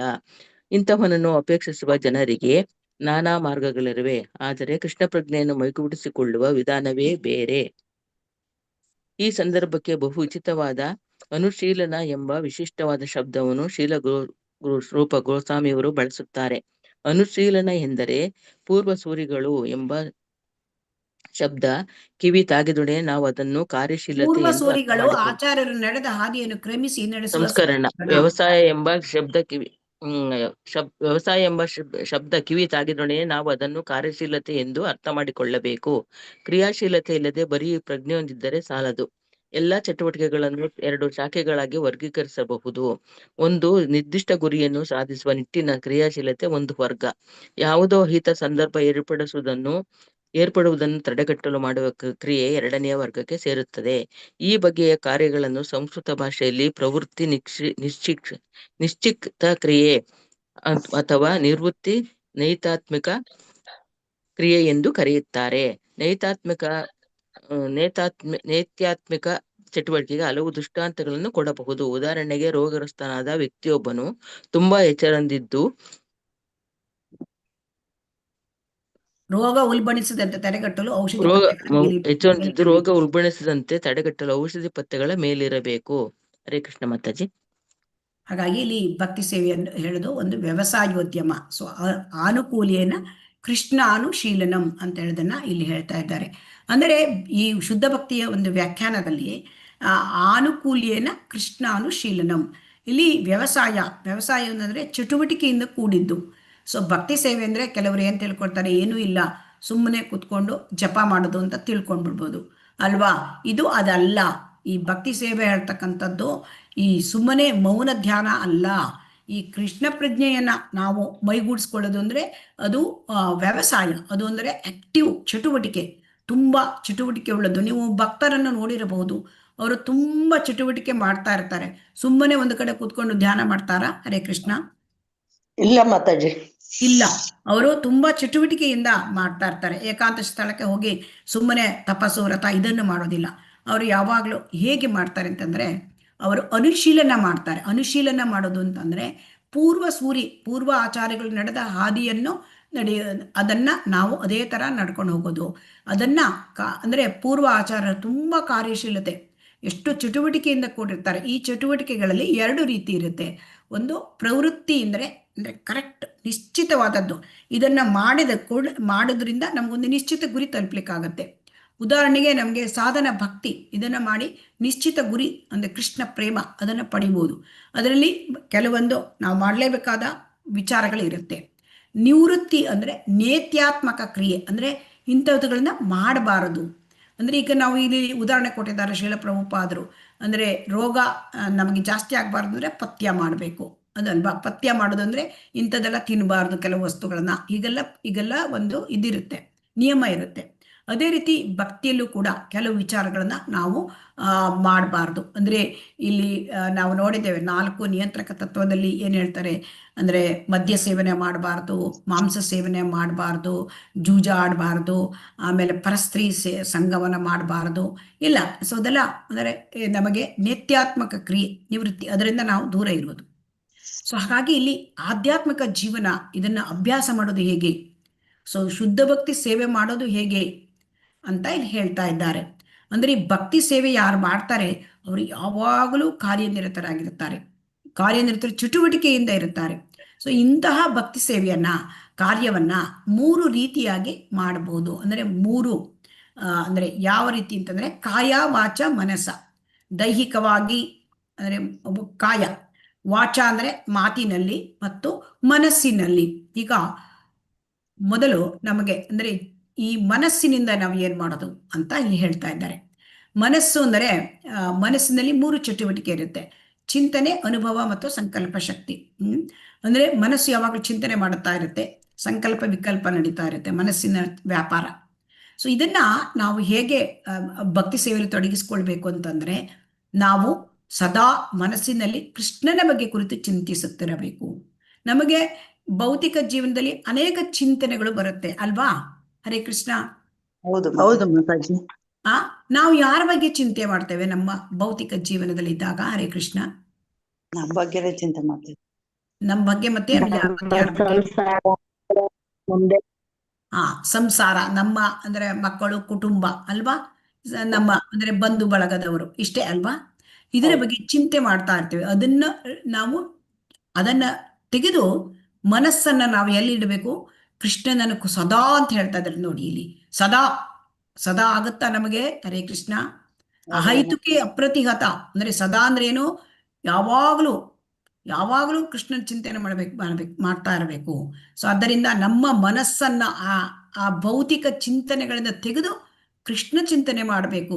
ಸವೈ ಮನಃ ಕೃಷ್ಣ ಪದಾರವಿಂದಯೋ. ನಮ್ಮ ಮನಸ್ಸು ಕೃಷ್ಣನ ಚಿಂತನೆ ಹೇಗೆ ಮಾಡೋದು? ಕೃಷ್ಣ ಚಿಂತನೆ ಅಂದರೆ ನಾವು ಭಗವಂತನನ್ನು ತೃಪ್ತಿಪಡಿಸ್ಲಿಕ್ಕೆ ನಾನು ಹೇಗೆ ಮಾಡಲಿ, ಯಾವ ರೀತಿ ಕೆಲಸ ಮಾಡಲಿ, ಭಗವಂತನ ಸೇವೆ ನಾನು ಹೇಗೆ ಮಾಡಲಿ. ಇವತ್ತು ನಾನು ಭಗವಂತನ ಸೇವೆ ಬೆಳಗ್ಗೆಯಿಂದ ರಾತ್ರಿಯವರೆಗೆ ನಾನು ಏನು ಮಾಡಿದ್ದೇನೆ ನನ್ನ ಜೀವನದಲ್ಲಿ, ನಾನು ಭಗವಂತನ ತೃಪ್ತಿ ಮಾಡ್ಲಿಕ್ಕೆ ನಾನು ಏನು ಮಾಡಿದ್ದೇನೆ ಇದನ್ನು ಯೋಚಿಸಬೇಕು. ಆಮೇಲೆ ನಾನಿವತ್ತು ಏನು ಭಗವಂತನ ಈ ಭಕ್ತಿ ಕಾರ್ಯದಲ್ಲಿ ನಾನು ಏನು ಕೇಳಿಸ್ಕೊಂಡೆ ಶ್ರವಣ, ಅದನ್ನು ಕೂಡ ನಾವು ಮನನ ಮಾಡ್ತಾ ಇರಬೇಕು. ಸೊ ನಾವು ಇಲ್ಲಿ ಯಾಕೆ ಹೀಗೆ ಹೇಳ್ತಾ ಇದ್ದಾರೆ ಅಂದರೆ, ನಮಗೆ ಕೃಷ್ಣ ಮರೆತು ಬಿಟ್ಟಿದ್ದೇವೆ ನಾವು ಅಲ್ವಾ. ನಮಗೆ ಕೃಷ್ಣನಿಗೆ ಸಂಬಂಧ ಇದೆ. ನಾವು ಕೃಷ್ಣ ನಮ್ಮ ಪರಮಪಿತ, ಕೃಷ್ಣ ನಮ್ಮ ಒಂದು ಪರಮ ಸ್ನೇಹಿತ, ಅವನ ಪರಮಪಿತ, ಮತ್ತೆ ಕೃಷ್ಣ ನಮ್ಮ ಒಡೆಯ. ಅವನನ್ನ ನಾವು ಮರೆತಿರೋದ್ರಿಂದ ಈ ದುಃಖದಲ್ಲಿ ನಾವಿದ್ದೇವೆ. ಮಾಯೆಯ ಜೊತೆ ಇರೋದ್ರಿಂದ. ಹಾಗಾಗಿ ನಾವು ಏನು ಮಾಡಬೇಕು, ಅದನ್ನು ನಾವು ಮತ್ತೆ ಆ ಭಗವಂತನ ಕಡೆ ನಮ್ಮ ಮನಸ್ಸನ್ನು ಆ ಕಡೆ ಚಿಂತಿಸಬೇಕು. ಅದಕ್ಕೆ ನಾವು ಯಾವಾಗಲೂ ನಾನು ಹೇಗೆ ಕೃಷ್ಣ ಸೇವೆ ಮಾಡಲಿ, ಇವತ್ತು ನಾನು ಏನನ್ನ ಕೃಷ್ಣನ ಜೊತೆ ಹೇಗೆ ನಾವು ಜೋಡಿಸ್ಕೊಳ್ಳೋದು. ಈಗ ಇವತ್ತಿನಿಂದ ದಾಮೋದರ ಮಾಸ ಪ್ರಾರಂಭ ಆಗ್ತಾ ಇದೆ, ಕಾರ್ತೀಕ ಮಾಸ. ಸೊ ಇದು ತುಂಬ ಮುಖ್ಯವಾದ ಮಾಸ, ಅಂದರೆ ತಿಂಗಳು. ಈ ತಿಂಗಳಿಟ್ಟಡಿ ದಾಮೋದರ ಮಾಸದಲ್ಲಿ ನಾವು ಹೆಚ್ಚು ಭಗವಂತನಿಗೆ ದಾಮೋದರ ಆರತಿ ಕೊಡೋದು, ಮತ್ತೆ ಭಗವಂತನಲ್ಲಿ ಇದರಲ್ಲಿ ವಿಚಾರದಲ್ಲಿ ತೊಡಕೊಂಡಿರೋದು. ಆರತಿ ಬೆಳಿಗ್ಗೆ ಮತ್ತು ಸಂಜೆ, ದಾಮೋದರ ಅಷ್ಟಕವನ್ನು ಓದುವುದು ಅಲ್ವಾ.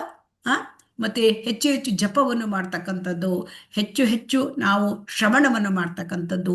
ಹೀಗೆ ಭಗವಂತನ ನಾನು ಹೇಗೆ ಭಗವಂತನನ್ನು ತೃಪ್ತಿಪಡಿಸೋದು, ಎಲ್ಲ ಇರ್ತಕ್ಕಂಥ ವಿಚಾರ ಅಂದರೆ ನಾವು ಭಗವಂತನನ್ನು ತೃಪ್ತಿಪಡಿಸೋದು. ಈಗ ನಾವು ಏನು ತೊಡಗಿದ್ದೇವೆ, ನಮ್ಮ ಇಂದ್ರಿಯ ತೃಪ್ತಿಪಡಿಸೋದ್ರಲ್ಲಿ ತೊಡಗಿದ್ದೇವೆ ಅಲ್ವಾ. ಹರೇ ಕೃಷ್ಣ. ಹೌದು ಮಾತಾಜಿ. ಅದನ್ನ ತೆಗೆದು ನಾನು ಹೇಗೆ ಕೃಷ್ಣನನ್ನು ತೃಪ್ತಿಪಡಿಸೋದು, ಇದನ್ನು ಯೋಚಿಸಲು ಪ್ರಯತ್ನಿಸಬೇಕು. ಸೊ ಹಾಗಾಗಿ ಇಲ್ಲಿ ನಾವು ಚಿಂತೆ ಬಿಡ್ಲಿಕ್ಕೆ ಆಗೋದಿಲ್ಲ, ಚಿಂತನೆ ಮಾಡೋದನ್ನ ಅಲ್ವಾ. ಯಾವುದಾದ್ರೂ ಮನಸ್ಸು ಚಿಂತನೆ ಮಾಡ್ತಾನೆ ಇರುತ್ತೆ, ಆದರೆ ಅದರಲ್ಲಿ ನಾವು ಪರಂ ದೃಷ್ಟ್ವಾ ನಿವರ್ತತೆ, ಅಂದರೆ ಒಳ್ಳೆಯ ಚಿಂತನೆಯನ್ನು ಆ ಮನಸ್ಸಿಗೆ ಕೊಡಬೇಕು. ಈ ಭೌತಿಕ ಚಿಂತನೆಗಳನ್ನು ಕೊಟ್ಟರೆ ನಮಗೆ ಈ ಭೌತಿಕ ಬಂಧನಕ್ಕೆ ನಾವು ಒಳಗಾಗ್ತೇವೆ. ಸೊ ಹಾಗಾಗಿ ನಾವು ಏನು ಮಾಡಬೇಕು, ಕೃಷ್ಣ ಚಿಂತನೆಯನ್ನು ಮಾಡಬೇಕು.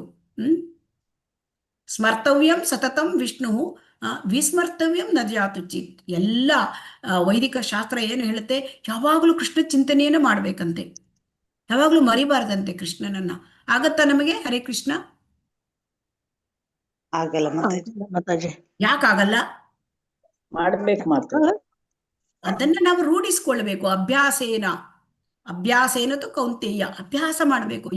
ನಾವು ಯಾವುದನ್ನೋ ಅಭ್ಯಾಸ ಮಾಡಿದ್ರೆ ನಮಗೆ ಬರುತ್ತಾ ಹರೇ ಕೃಷ್ಣ?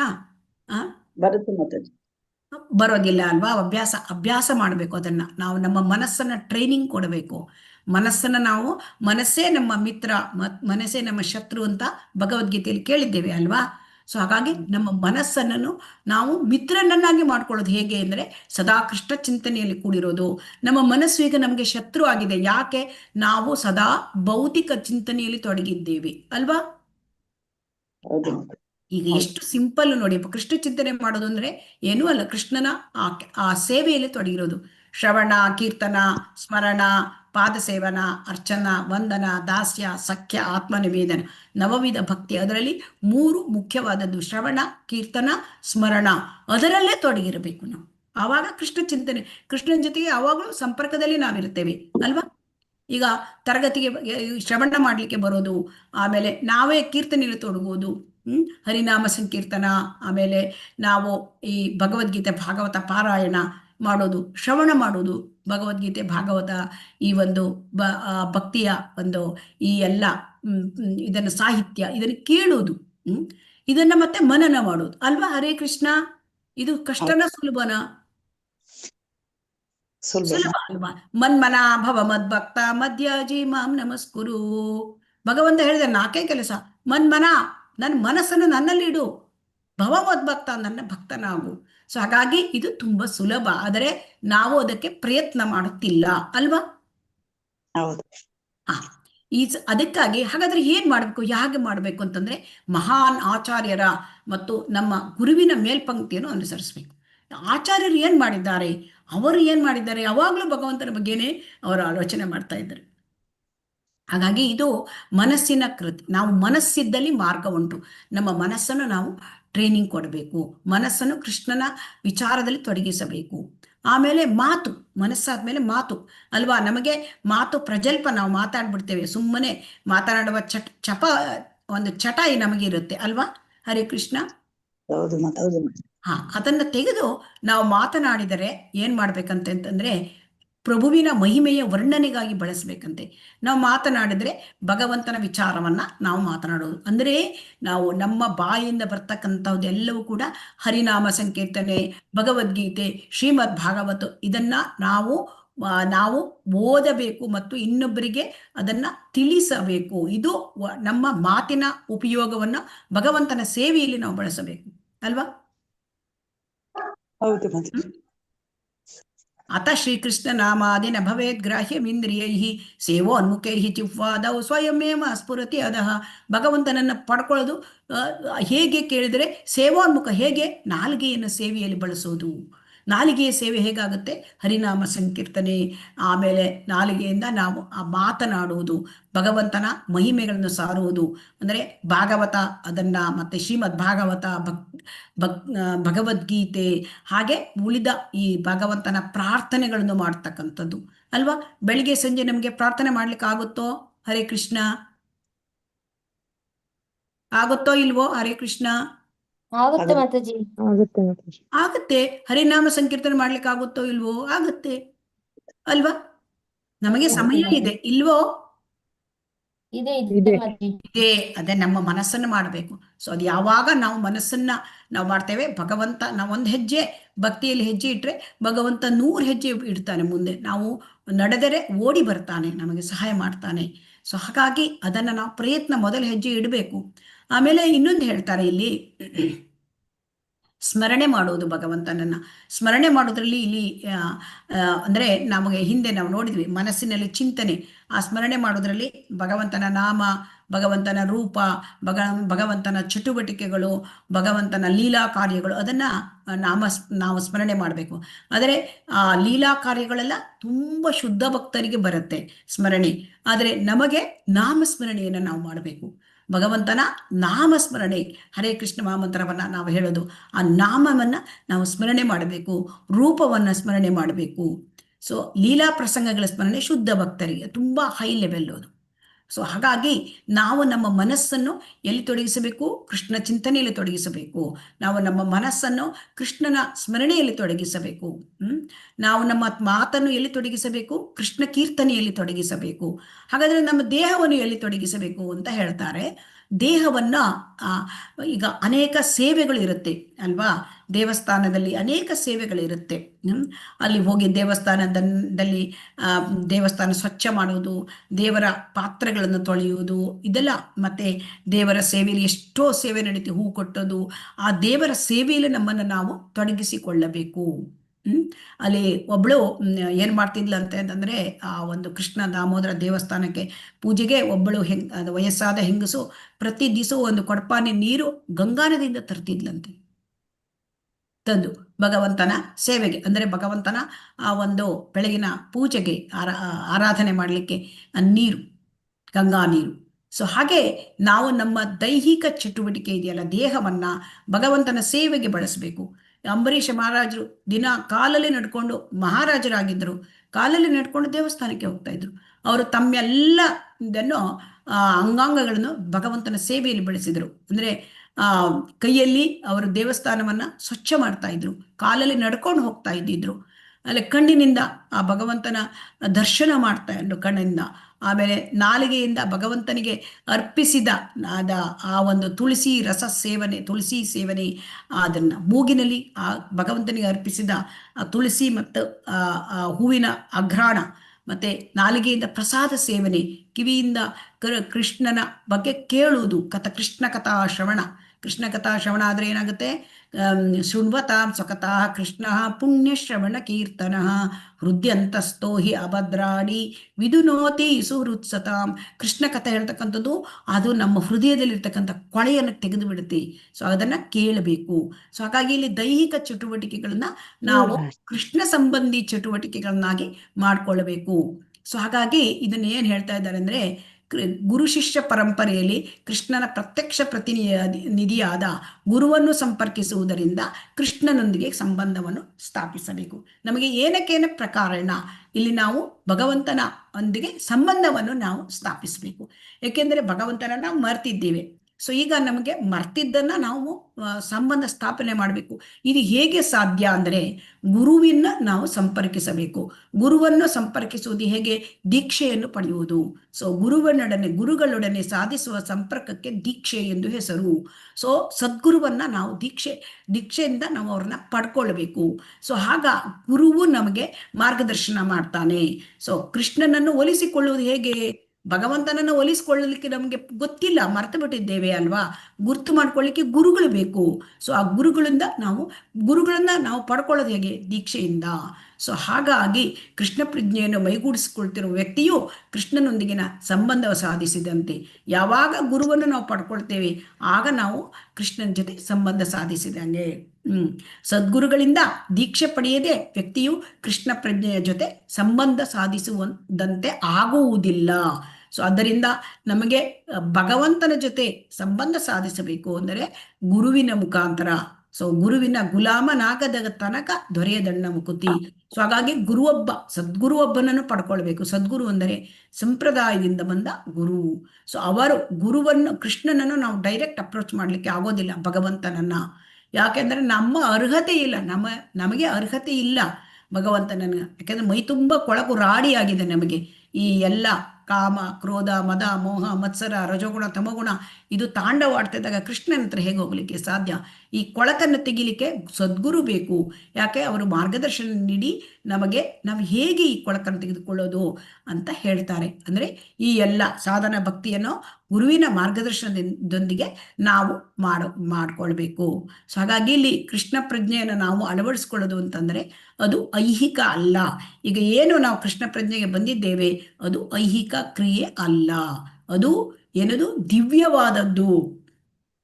ಹಾಗಾಗಿ ಈಗ ಏನು ನಾವು ಇಲ್ಲಿ ಹೇಳ್ತಾ ಇದ್ದಾರೆ, ನಾವೀಗ ಏನು ಚಟುವಟಿಕೆ ಮಾಡ್ತಾ ಇದ್ದೇವೆ, ನಾವು ಬಾಹ್ಯ ಶಕ್ತಿಯ ಕೈಯಲ್ಲಿ ಚಟುವಟಿಕೆ ಮಾಡ್ತಾ ಇದ್ದೇವೆ, ಮಾಯಾಶಕ್ತಿಯ ಕೈಯಲ್ಲಿ. ನಾವೇನು ಭೌತಿಕ ಕ್ರಿಯೆಗಳನ್ನು ಮಾಡ್ತಾ ಇದ್ದೇವೆ ಅದು ನಾವು ಬಹಿರಂಗ ಶಕ್ತಿಯ ಅದರ ಅಂಡರ್ ಆ ಬಹಿರಂಗ ಮಾಯೆಯ ಹತೋಟಿಯಲ್ಲಿ ನಾವಿದ್ದೇವೆ. ಸೊ ಮಾಯೆಯ ಹತೋಟಿಯಲ್ಲಿ ಇರೋದರಿಂದ ನಮಗೆ ಭೌತಿಕ ಚಟುವಟಿಕೆಗಳನ್ನು ನಾವು ಮಾಡ್ತಾ ಇದ್ದೇವೆ. ಈ ಭೌತಿಕ ಚಟುವಟಿಕೆ ಮಾಡಿದರೆ ನಮಗೇನಾಗುತ್ತೆ, ಅದರಲ್ಲಿ ನಾವು ಕರ್ಮ ಬಂಧನದಲ್ಲಿ ಸಿಲುಕಿಕೊಂಡು ಬಿಡುತ್ತೇವೆ. ಹಾಗಾದರೆ ಮಾಡಲೇಬಾರ್ದಾ? ಆದರೆ ಭೌತಿಕ ಚಟುವಟಿಕೆ ಎಲ್ಲದರಲ್ಲೂ ಕೂಡ ಕೃಷ್ಣ ಕೇಂದ್ರೀಕೃತ ಆಗಬೇಕು, ಕೃಷ್ಣನ ಮಧ್ಯದಲ್ಲಿ ನಾವು ತರಬೇಕು. ಆಗ ಭೌತಿಕ ಚಟುವಟಿಕೆ ಬೇಕು, ಯಾಕೆಂದ್ರೆ ಅದರಿಂದ ನಾವು ಬದುಕಬೇಕು. ಆದರೆ ಅದನ್ನು ಆಧ್ಯಾತ್ಮೀಕರಿಸಿಕೊಳ್ಳಬೇಕು ಅಂತ ಇಲ್ಲಿ ಹೇಳ್ತಾ ಇದ್ದಾರೆ. ಸೊ ಹಾಗಾಗಿ ಈಗ ನೋಡಿ, ಪ್ರಭುವಿನ ತಟಸ್ಥ ಶಕ್ತಿ ಎನ್ನಲಾದ ಜೀವಿಗಳು ಅವನ ಅಧೋಶಕ್ತಿಯಾದ ಬಹಿರಂಗ ಶಕ್ತಿಯ ಪ್ರಭಾವಕ್ಕೆ ಸಿಲುಕಿ ಐಹಿಕ ಕಾರ್ಯಗಳನ್ನು ಮಾಡ್ತಾರೆ. ಈಗ ಎಲ್ಲ ಬದ್ಧ ಜೀವಿಗಳು ನಾವು ಐಹಿಕ ಕಾರ್ಯ ಯಾಕೆ ಮಾಡ್ತಾ ಇದ್ದೇವೆ ಅಂದರೆ ನಾವು ಮಾಯೆಯ ಪ್ರಭಾವಕ್ಕೆ ಸಿಕ್ಕಿದ್ದೇವೆ. ಹಾಗಾದ್ರೆ ಇದನ್ನ ಏನು ಮಾಡಬೇಕು? ಅದನ್ನು ಅಂತರಂಗದ ಆಧ್ಯಾತ್ಮಿಕ ಶಕ್ತಿಯ ನೇತೃತ್ವದಲ್ಲಿ ಚಟುವಟಿಕೆಗಳನ್ನು ನಡೆಸಿದಾಗ ಅಂತಹ ಚಟುವಟಿಕೆಗಳು ಕೃಷ್ಣ ಪ್ರಜ್ಞೆಯ ಚಟುವಟಿಕೆ ಎನಿಸುತ್ತವೆ. ಈಗ ನಾವು ಮಾಯಾಶಕ್ತಿಯ ಕೆಳಗೆ ಇದ್ದೇವೆ, ಆದರೆ ನಾವು ಏನು ಮಾಡಬೇಕು? ಮಹಾತ್ಮರು ಏನು ಮಾಡ್ತಾರೆ? ಅವರು ಅಂತರಂಗ ಶಕ್ತಿಯ ಅದರ ಅಡಿಯಲ್ಲಿ ಕೆಲಸ ಮಾಡ್ತಾರೆ. ಭಕ್ತಿ ಸೇವೆ ಹೇಳೋದು ದಿವ್ಯವಾದದ್ದು. ಅಂತರಂಗ ಶಕ್ತಿ ಅಂದರೆ ರಾಧಾರಾಣಿ. ಸೊ ಹಾಗಾಗಿ ಮಹಾತ್ಮಾನಸ್ತು ಮಾಂ ಪಾರ್ಥ ದೈವೀಂ ಪ್ರಕೃತಿ ಮಾಶ್ರಿತಃ. ಅವರು ದೈವೀ ಪ್ರಕೃತಿ ಅಂದರೆ ಅಂತರಂಗ ಶಕ್ತಿ ಅದರ ಒಳಗೆ ಕೆಲಸ ಮಾಡ್ತಾ ಇರ್ತಾರೆ. ಸೊ ಹಾಗಾಗಿ ಈ ಭಕ್ತಿ ಸೇವೆ ಹೇಳೋದು ಐಹಿಕ ಅಲ್ಲ, ಅದು ಆಧ್ಯಾತ್ಮಿಕ ಚಟುವಟಿಕೆ, ಅದು ಆತ್ಮದ ಚಟುವಟಿಕೆ. ಈ ಆಧ್ಯಾತ್ಮಿಕ ಚಟುವಟಿಕೆ ಇದು ಆಧ್ಯಾತ್ಮಿಕ ಶಕ್ತಿಯ ಒಂದು ಅಡಿಯಾಳ್ತನದಲ್ಲಿ ನಡೆಯುತ್ತದೆ. ಅಂದರೆ ರಾಧಾರಾಣಿಯ ಅಡಿಯಲ್ಲಿ ಈ ಸೇವೆ, ಭಕ್ತಿ ಸೇವೆ ಚಟುವಟಿಕೆಗಳು ನಡೆಯುತ್ತದೆ. ಸೊ ಹಾಗಾಗಿ ಇಲ್ಲಿ ಬೇರೆ ಮಾತಲ್ಲಿ ಹೇಳುವುದಾದರೆ ಶಕ್ತಿ ಅನ್ನೋದು ಒಂದು ಬಗೆಯ ಬಲ. ಶಕ್ತಿ ಹೇಳೋದು ಬಲ ಅಲ್ವಾ? ಸೊ ಈ ಬಲಕ್ಕೆ ಸದ್ಗುರು ಹಾಗೂ ಕೃಷ್ಣನ ಕರುಣೆಯಿಂದಾಗಿ ಆಧ್ಯಾತ್ಮಿಕ ರೂಪ ದೊರೆಯಬಲ್ಲದು. ಸೊ ಹಾಗಾಗಿ ಈ ಶಕ್ತಿ ನಮಗೆ ಎಲ್ಲಿಂದ ಬರುತ್ತೆ? ಗುರು ಕೃಷ್ಣ ಕೃಪಾಪಾಹೇ ಭಕ್ತಿ ಲತಾ ಬೀಜ. ಈ ಭಕ್ತಿ ನಮಗೆ ಸಿಗಬೇಕು, ಭಕ್ತಿ ಸೇವೆಯಲ್ಲಿ ನಾವು ತೊಡಗಬೇಕು ಅಂದರೆ ಗುರು ಕೃಷ್ಣ ಕೃಪಾಪಾಹೇ ಭಕ್ತಿ ಲತಾ ಬೀಜ. ಅಂದರೆ ಇಲ್ಲಿ ಹೇಳ್ತಾ ಇದ್ದಾರೆ, ಈಗ ನೋಡಿ, ಕೃಷ್ಣರಾಜ ಕವಿರಾಜ ಗೋಸ್ವಾಮಿಯವರು ರಚಿಸಿರುವ ಚೈತನ್ಯ ಚರಿತಾಮೃತದಲ್ಲಿ ಭಗವಾನ್ ಚೈತನ್ಯರು ಕೃಷ್ಣನ ಅನುಗ್ರಹದಿಂದ ಒಬ್ಬ ಸುದೈವಿಯು ಸದ್ಗುರುವಿನ ಸಂಪರ್ಕ ಪಡಿತಾನೆ. ಈಗ ಆಯಿತು, ಗುರು ಬೇಕು ಅಂತ ಆಯಿತು ನಮಗೆ, ಆದರೆ ಗುರುವನ್ನು ಹೇಗೆ ಪಡ್ಕೊಳ್ಬೇಕು ಈ ಪ್ರಶ್ನೆ ಬರ್ತದೆಯೋ ಇಲ್ವೋ? ಹರೇ ಕೃಷ್ಣ. ಬರುತ್ತೆ. ಅಲ್ಲ, ನೀವು ಗುರುಗಳನ್ನ ಪಡ್ಕೊಂಡ್ರೆ ನಮಗೆ ಇದನ್ನ ಭಕ್ತಿ ಸಾಧನ ಭಕ್ತಿ ಅವರ ಮಾರ್ಗದರ್ಶನ ಮಾಡಬೇಕು. ಹಾಗಾದರೆ ಗುರುವನ್ನು ಪಡ್ಕೊಳ್ಳೋದು ಹೇಗೆ ಈ ಪ್ರಶ್ನೆ ಬಂದಾಗ ನೋಡಿ ಇಲ್ಲಿ ಹೇಳ್ತಾ ಇದ್ದಾರೆ, ಕೃಷ್ಣನ ಅನುಗ್ರಹದಿಂದ ಸುದೈವಿಯು ಸದ್ಗುರುವಿನ ಸಂಪರ್ಕ ಪಡ್ತಾನೆ. ಗುರು ಸಿಗ್ಬೇಕಾದ್ರೆ ಕೃಷ್ಣನ ಅನುಗ್ರಹ ಬೇಕು. ಹಾಗಂದ್ರೆ ಹೇಗೆ ಕೃಷ್ಣನ ಅನುಗ್ರಹ ಪಡ್ಕೊಳ್ಳೋದು? ಗುರುವನ್ನೇ ಪಡ್ಕೋಬೇಕು ಅಂದರೆ ಯಾರಿಗೆ ನಮಗೆ ನೋಡಿ ಆಧ್ಯಾತ್ಮಿಕ ಬದುಕಿನ ಬಗ್ಗೆ ಗಂಭೀರ ದೃಷ್ಟಿ ಪಡ್ಕೊಂಡಾಗ ಸದ್ಗುರುವಿನ ಬಳಿ ಸಂಪರ್ಕ ಸಾಧಿಸುವ ಬುದ್ಧಿಯನ್ನು ಕೃಷ್ಣನು ಕೊಡ್ತಾನೆ. ಅಂದ್ರೆ ನಮಗೆ ಏನಿರ್ಬೇಕು? ಹಾಗಾದ್ರೆ ನಮಗೆ ಗುರು ಸಿಕ್ಬೇಕಾದ್ರೆ ನಮ್ಮಲ್ಲಿ ಏನಿರ್ಬೇಕು? ಹರೇ ಕೃಷ್ಣ, ನಿಮ್ಮಲ್ಲಿ ಪ್ರಶ್ನೆ. ಹರೇ ಕೃಷ್ಣ. ಸತತವಾಗಿ ಮನಸ್ಸಿನಲ್ಲಿ ಕೃಷ್ಣ ಇರಬೇಕು. ಅಂದ್ರೆ ಇಲ್ಲಿ ಕೃಷ್ಣನನ್ನು, ಅಂದ್ರೆ ನಮಗೆ ಗುರು ಬೇಕು ಅಂತಂದ್ರೆ ಏನಿರ್ಬೇಕು? ಆಧ್ಯಾತ್ಮಿಕಲ್ಲಿ ಬದುಕಲ್ಲಿ ನಾನು ಬರಬೇಕು, ಗಂಭೀರವಾಗಿ ಸೀರಿಯಸ್ ಆಗಿ ನಾನು ಆಧ್ಯಾತ್ಮಿಕಕ್ಕೆ ಬರಬೇಕು. ಈ ಒಂದು ಆ ಒಂದು ದೃಷ್ಟಿ ಇರಬೇಕು.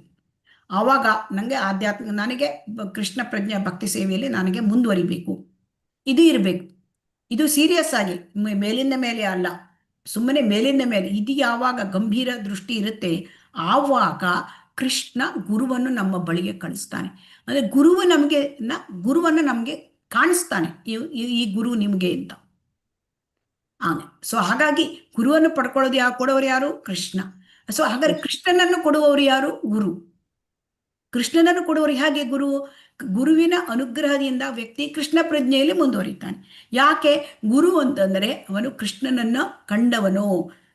ತದ್ವಿಧಿ ಪ್ರಣಿಪಾತೇನ ಪರಿಪ್ರಶ್ನೇನ ಸೇವೆಯ ಉಪದೇಕ್ಷಂತಿ ತೇ ಜ್ಞಾನಂ ಜ್ಞಾನಿನಃ ತತ್ವದರ್ಶಿನಃ.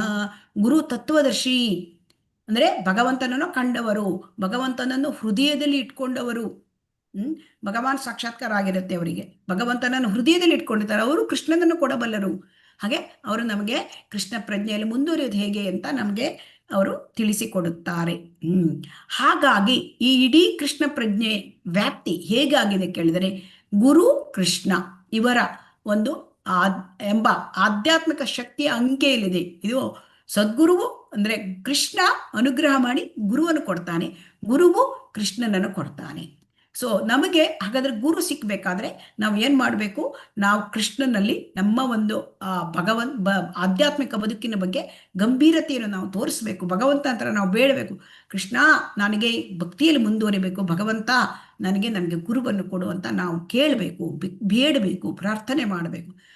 ನಮ್ಮ ಒಂದು ಭಕ್ತಿ ಸೇವೆಯಲ್ಲಿ ನಾವು ಗಂಭೀರ ದೃಷ್ಟಿಯಲ್ಲಿ ತೊಡಗಿಸಿಕೊಂಡಾಗ ಭಗವಂತ ತಾನಾಗಿಯೇ ಗುರುವನ್ನು ಒದಗಿಸಿಕೊಡ್ತಾನೆ. ಸೊ ಹಾಗಾಗಿ ಇಲ್ಲಿ ಇನ್ನೊಂದು ವಿಚಾರವನ್ನ ಶ್ರೀಲ ಪ್ರಭುಪಾದರು ಹೇಳ್ತಾರೆ ನಮಗೆ, ಕೃಷ್ಣ ಅಂದ್ರೆ ಏನು ಅಂತ. ಯಾರಿಗಾದ್ರೂ ಗೊತ್ತಿದೆಯಾ ಕೃಷ್ಣ ಅಂದ್ರೆ ಏನು ಅಂತ? ಹರೇ ಕೃಷ್ಣ. ಕೃಷ್ಣ ಎಂಬ ಶಬ್ದದ ಅರ್ಥ ಏನು? ಹರೇ ಕೃಷ್ಣ. ಹರೇ ಕೃಷ್ಣ. ಹರೇ ಕೃಷ್ಣ ಮಾತಾಜಿ. ದೇವೋತ್ತಮ ಪರಮಪುರುಷ ಮಾತಾಜಿ. ದೇವೋತ್ತಮ ಪರಮಪುರುಷ ಕೃಷ್ಣ. ಸೊ ಆದ್ರೆ ಇಲ್ಲಿ ಕೃಷ್ಣ ಅಂತ ನಾವು ಕರೆದಾಗ ನಾವು ಏನನ್ನು ಕರೆದ ಹಾಗತ್ತೆ? ಕೃಷ್ಣ ಹೇಳ್ತಕ್ಕಂಥ ಆ ಒಂದು ಶಬ್ದ ನಾವು ಅಂದಾಗ, ಕೃಷ್ಣ ಅಂದ್ರೆ ನಾವು ಭಗವಂತನ ಎಲ್ಲ ವಿಸ್ತರಣೆ, ಕೃಷ್ಣನಂತೂ ಕರೆದಂಗೆ ಆಗತ್ತೆ ದೇವೋತ್ತಮ ಪರಮಪುರುಷನನ್ನ. ಅಂದರೆ ಅವನ ವಿಸ್ತರಣೆಗಳು, ಯಾವ ವಿಸ್ತರಣೆಗಳು? ಭಗವಂತನ ವಿಸ್ತರಣೆ, ಬಲರಾಮ, ಸಂಕರ್ಷಣ, ನಾರಾಯಣ, ಆಮೇಲೆ ವಾಸುದೇವ, ಅನಿರುದ್ಧ, ಪ್ರದ್ಯುಮ್ನ, ಶ್ರೀರಾಮ, ಆಮೇಲೆ ನರಸಿಂಹ, ವರಾಹ, ಎಲ್ಲವುದು ಎಲ್ಲ ವಿಸ್ತರಣೆ, ಕೃಷ್ಣನ ವಿಸ್ತರಣೆಗಳು. ಆಮೇಲೆ ಎಲ್ಲ ಕೃಷ್ಣನ ಶಕ್ತಿಗಳು, ಆಮೇಲೆ ಎಲ್ಲ ಕೃಷ್ಣನ ಮಹಾಭಕ್ತರುಗಳು, ಆಮೇಲೆ ಎಲ್ಲ ದೇವತೆಗಳು, ಆಮೇಲೆ ಎಲ್ಲ ಜೀವಿಗಳು. ಅಂದ್ರೆ ಎಲ್ಲ ಜೀವಿಗಳು ಅಂದ್ರೆ ಒಂದು ಜೀವಿ ಅಲ್ಲ, ಮನುಷ್ಯ ಅಲ್ಲ, ಎಲ್ಲ ಜೀವಿಗಳು, ಅವುಗಳನ್ನೆಲ್ಲನೂ ನಾವು ಸೂಚಿಸಿದ ಹಾಗೆ. ಈಗ ಒಂದು ಬಟನ್, ನಿನ್ನೆ ನಾವು ನೋಡಿದ್ದೇವೆ ಅಲ್ವಾ? ಒಂದು ಬಟನ್ ಒತ್ತಿದ್ರೆ ಇಡೀ ರೂಮು ಬೆಳಗುತ್ತೆ ಅಲ್ವಾ? ಅದೇ ರೀತಿ ಕೃಷ್ಣ ಅಂತ ನಾವು ಕರೆದಾಗ ನಾವು ಎಲ್ಲರನ್ನು ನಾವು ಕರೆದ ಹಾಗೆ. ನಾವು ರಾಮನನ್ನು ಕರೆದ ಹಾಗೆ, ಸಂಕರ್ಷಣನನ್ನು ಕರೆದ ಹಾಗೆ, ವಾಸುದೇವನನ್ನು ಕರೆದ ಹಾಗೆ, ನಾರಾಯಣನನ್ನು ಕರೆದ ಹಾಗೆ, ಅನಿರುದ್ಧ, ಪ್ರದ್ಯುಮ್ನ, ನರಸಿಂಹ, ರಾಮ ಎಲ್ಲರೂ ಅದರಲ್ಲಿ ಬಂದು ಹೋಯಿತು. ಎಲ್ಲ ದೇವತೆಗಳು, ಕೋಟಿ ದೇವತೆಗಳು ಅದರಲ್ಲಿ ಬಂದು ಹೋಯಿತು, ಎಲ್ಲ ಜೀವಿಗಳು ಬಂದು ಹೋಯಿತು ಅದರಲ್ಲಿ. ಸೊ ಹಾಗಾಗಿ ಹರೇ ಕೃಷ್ಣ ಹರೇ ಕೃಷ್ಣ ಕೃಷ್ಣ ಕೃಷ್ಣ ಹರೇ ಹರೇ, ಹರೇ ರಾಮ ರಾಮ ರಾಮ ಹರೇ ಹರೇ. ಹರೇ ಕೃಷ್ಣ. ನಿಮ್ಮಲ್ಲಿ ಶಬ್ದ ಆಗ್ತಾ ಇದ್ರೆ ದಯವಿಟ್ಟು ಮ್ಯೂಟ್ ಮಾಡ್ಕೊಳ್ಳಿ. ಹರೇ ಕೃಷ್ಣ. ಹಾಗಾಗಿ ಇಲ್ಲಿ ನೋಡಿ, ಭಗವಂತ ಈ ಒಂದು ಶಬ್ದ ಕೃಷ್ಣ ಅಂದ್ರೆ ಎಲ್ಲರನ್ನು ಕರೆದ. ಇದು ಬೇರೆ ಯಾವುದರಲ್ಲೂ ಆಗುತ್ತಾ? ಹರೇ ಕೃಷ್ಣ. ಇಲ್ಲ, ಇಲ್ಲ ಮಾತಾಜಿ. ಯಾಕೆ ಆಗೋದಿಲ್ಲ? ಯಾಕೆ ಅಂತಂದ್ರೆ ಕೃಷ್ಣನಿಂದಲೇ ಎಲ್ಲದೂ ಬಂದಿರೋದು. ಕೃಷ್ಣನಿಂದಲೇ ಕೃಷ್ಣನ ಶಕ್ತಿಗಳು ಬರುತ್ತೆ, ಕೃಷ್ಣನಿಂದಲೇ ಎಲ್ಲ ಕೃಷ್ಣನ ವಿಸ್ತರಣೆಗಳು, ಎಲ್ಲ ಸ್ವಾಂಶ ವಿಸ್ತರಣೆಗಳು ಬರುತ್ತೆ. ರಾಮ, ನರಸಿಂಹ, ವರಾಹ, ಸಂಕರ್ಷಣ, ಬಲರಾಮ, ನಾರಾಯಣ ಎಲ್ಲರೂ ಕೃಷ್ಣನಿಂದ ಬಂದಿರೋರು. ಆಮೇಲೆ ಕೃಷ್ಣನಿಂದ ಎಲ್ಲ ಶಕ್ತಿಗಳು, ಎಲ್ಲ ಸ್ವಾಂಶ ವಿಸ್ತರಣೆಗಳು, ಕೃಷ್ಣನಿಂದ ಎಲ್ಲ ದೇವತೆಗಳು, ಎಲ್ಲ ಜೀವಿಗಳು, ಎಲ್ಲ ಭಕ್ತರು, ಎಲ್ಲ ಶಕ್ತಿಗಳು ಎಲ್ಲವೂ ಕೃಷ್ಣನಿಂದ ಬಂದಿರೋದು. ಸೊ ಅದರಿಂದ ಕೃಷ್ಣ ಅಂತಂದರೆ ಎಲ್ಲದರನ್ನು ಒಳಗೊಂಡಿರ್ತಾನೆ. ಹೀಗೆ ಕೃಷ್ಣನು ಎಲ್ಲ ವಿಸ್ತರಣೆಗಳನ್ನು ಹಾಗೂ ಎಲ್ಲ ಶುದ್ಧ ಭಕ್ತರನ್ನು ಒಳಗೊಳ್ಳುತ್ತಾನೆ. ಸೊ ಅದರಿಂದ ನಾವು ಎಷ್ಟು ಕೃಷ್ಣನನ್ನು ಕರೆಯುವುದು, ಕೃಷ್ಣನಿಗೆ ನಮಸ್ಕಾರ ಮಾಡೋದನ್ನು ಎಲ್ಲರಿಗೂ ನಮಸ್ಕಾರ ಸಲ್ಲಿಸಿದಂಗೆ ಆಗ್ಬಿಡುತ್ತೆ ಅಲ್ವಾ? ಹರೇ ಕೃಷ್ಣ. ಹೌದು ಮಾತಾಜಿ. ಆದ್ದರಿಂದ ನಾವು ಈ ಕೃಷ್ಣನನ್ನು ನಾವು ಆರಾಧನೆ ಮಾಡಿದ್ರೆ ಎಲ್ಲರಿಗೂ ಕೂಡ ಅದು ನಾವು ಗೌರವ ಆರಾಧನೆ ಸಲ್ಲಿಸಿದ ಹಾಗೆ ಆಗತ್ತೆ. ಸೊ ಅದರಲ್ಲಿ ಯಾವುದೇ ಒಂದು ಚಿಂತೆ ಇಲ್ಲ. ಹಾಗಾಗಿ ಕೃಷ್ಣ ಹಳದ ಒಂದು ಶಬ್ದದ ಮಹಿಮೆ, ಕೃಷ್ಣ ಯಾವಾಗಲೂ ಒಬ್ಬನೇ ಇರುವುದಿಲ್ಲ, ನೋಡಿದ್ದೀರಾ? ಹರೇ ಕೃಷ್ಣ. ಕೃಷ್ಣ ಯಾವಾಗ ಜೊತೆಗೆ, ಕೃಷ್ಣನ ಜೊತೆ ಕೊಳಲಿರುತ್ತೆ, ಕೃಷ್ಣನ ಜೊತೆಗೆ ಗೋವುಗಳಿರುತ್ತೆ. ನೋಡಿ, ಕೃಷ್ಣ ಯಾವಾಗಲೂ ರಾಧಾ ಕೃಷ್ಣ ಇರುತ್ತೆ, ಕೃಷ್ಣನ ಭಕ್ತರು ಇರ್ತಾರೆ ಸುತ್ತಲೂ. ಕೃಷ್ಣ ಯಾವಾಗಲೂ ಒಬ್ಬನೇ ಇರೋಲ್ಲ, ಇರ್ತಾನ? ಇಲ್ಲ ಮಾತಾಜಿ. ಸೊ ಹಾಗಾಗಿ ನಾವು ಇಲ್ಲಿ ಅನುಶೀಲನ ಮಾಡಬೇಕು ಅಂತಂದ್ರೆ ಕೃಷ್ಣನನ್ನು ಒಂದೇ ಅಲ್ಲ, ಕೃಷ್ಣನ ಭಕ್ತರು, ಸೊ ಅವರನ್ನು ಕೂಡ ನಾವು ಅನುಕೂಲಕರವಾಗಿ ನಡೆಸ್ಕೊಳ್ಬೇಕು. ಕೃಷ್ಣನ ಭಕ್ತರ ಸೇವೆಯನ್ನು ಕೂಡ ನಾವು ಮಾಡಬೇಕು. ಹಾಗಾಗಿ ಇದನ್ನು ನೋಡೋಣ.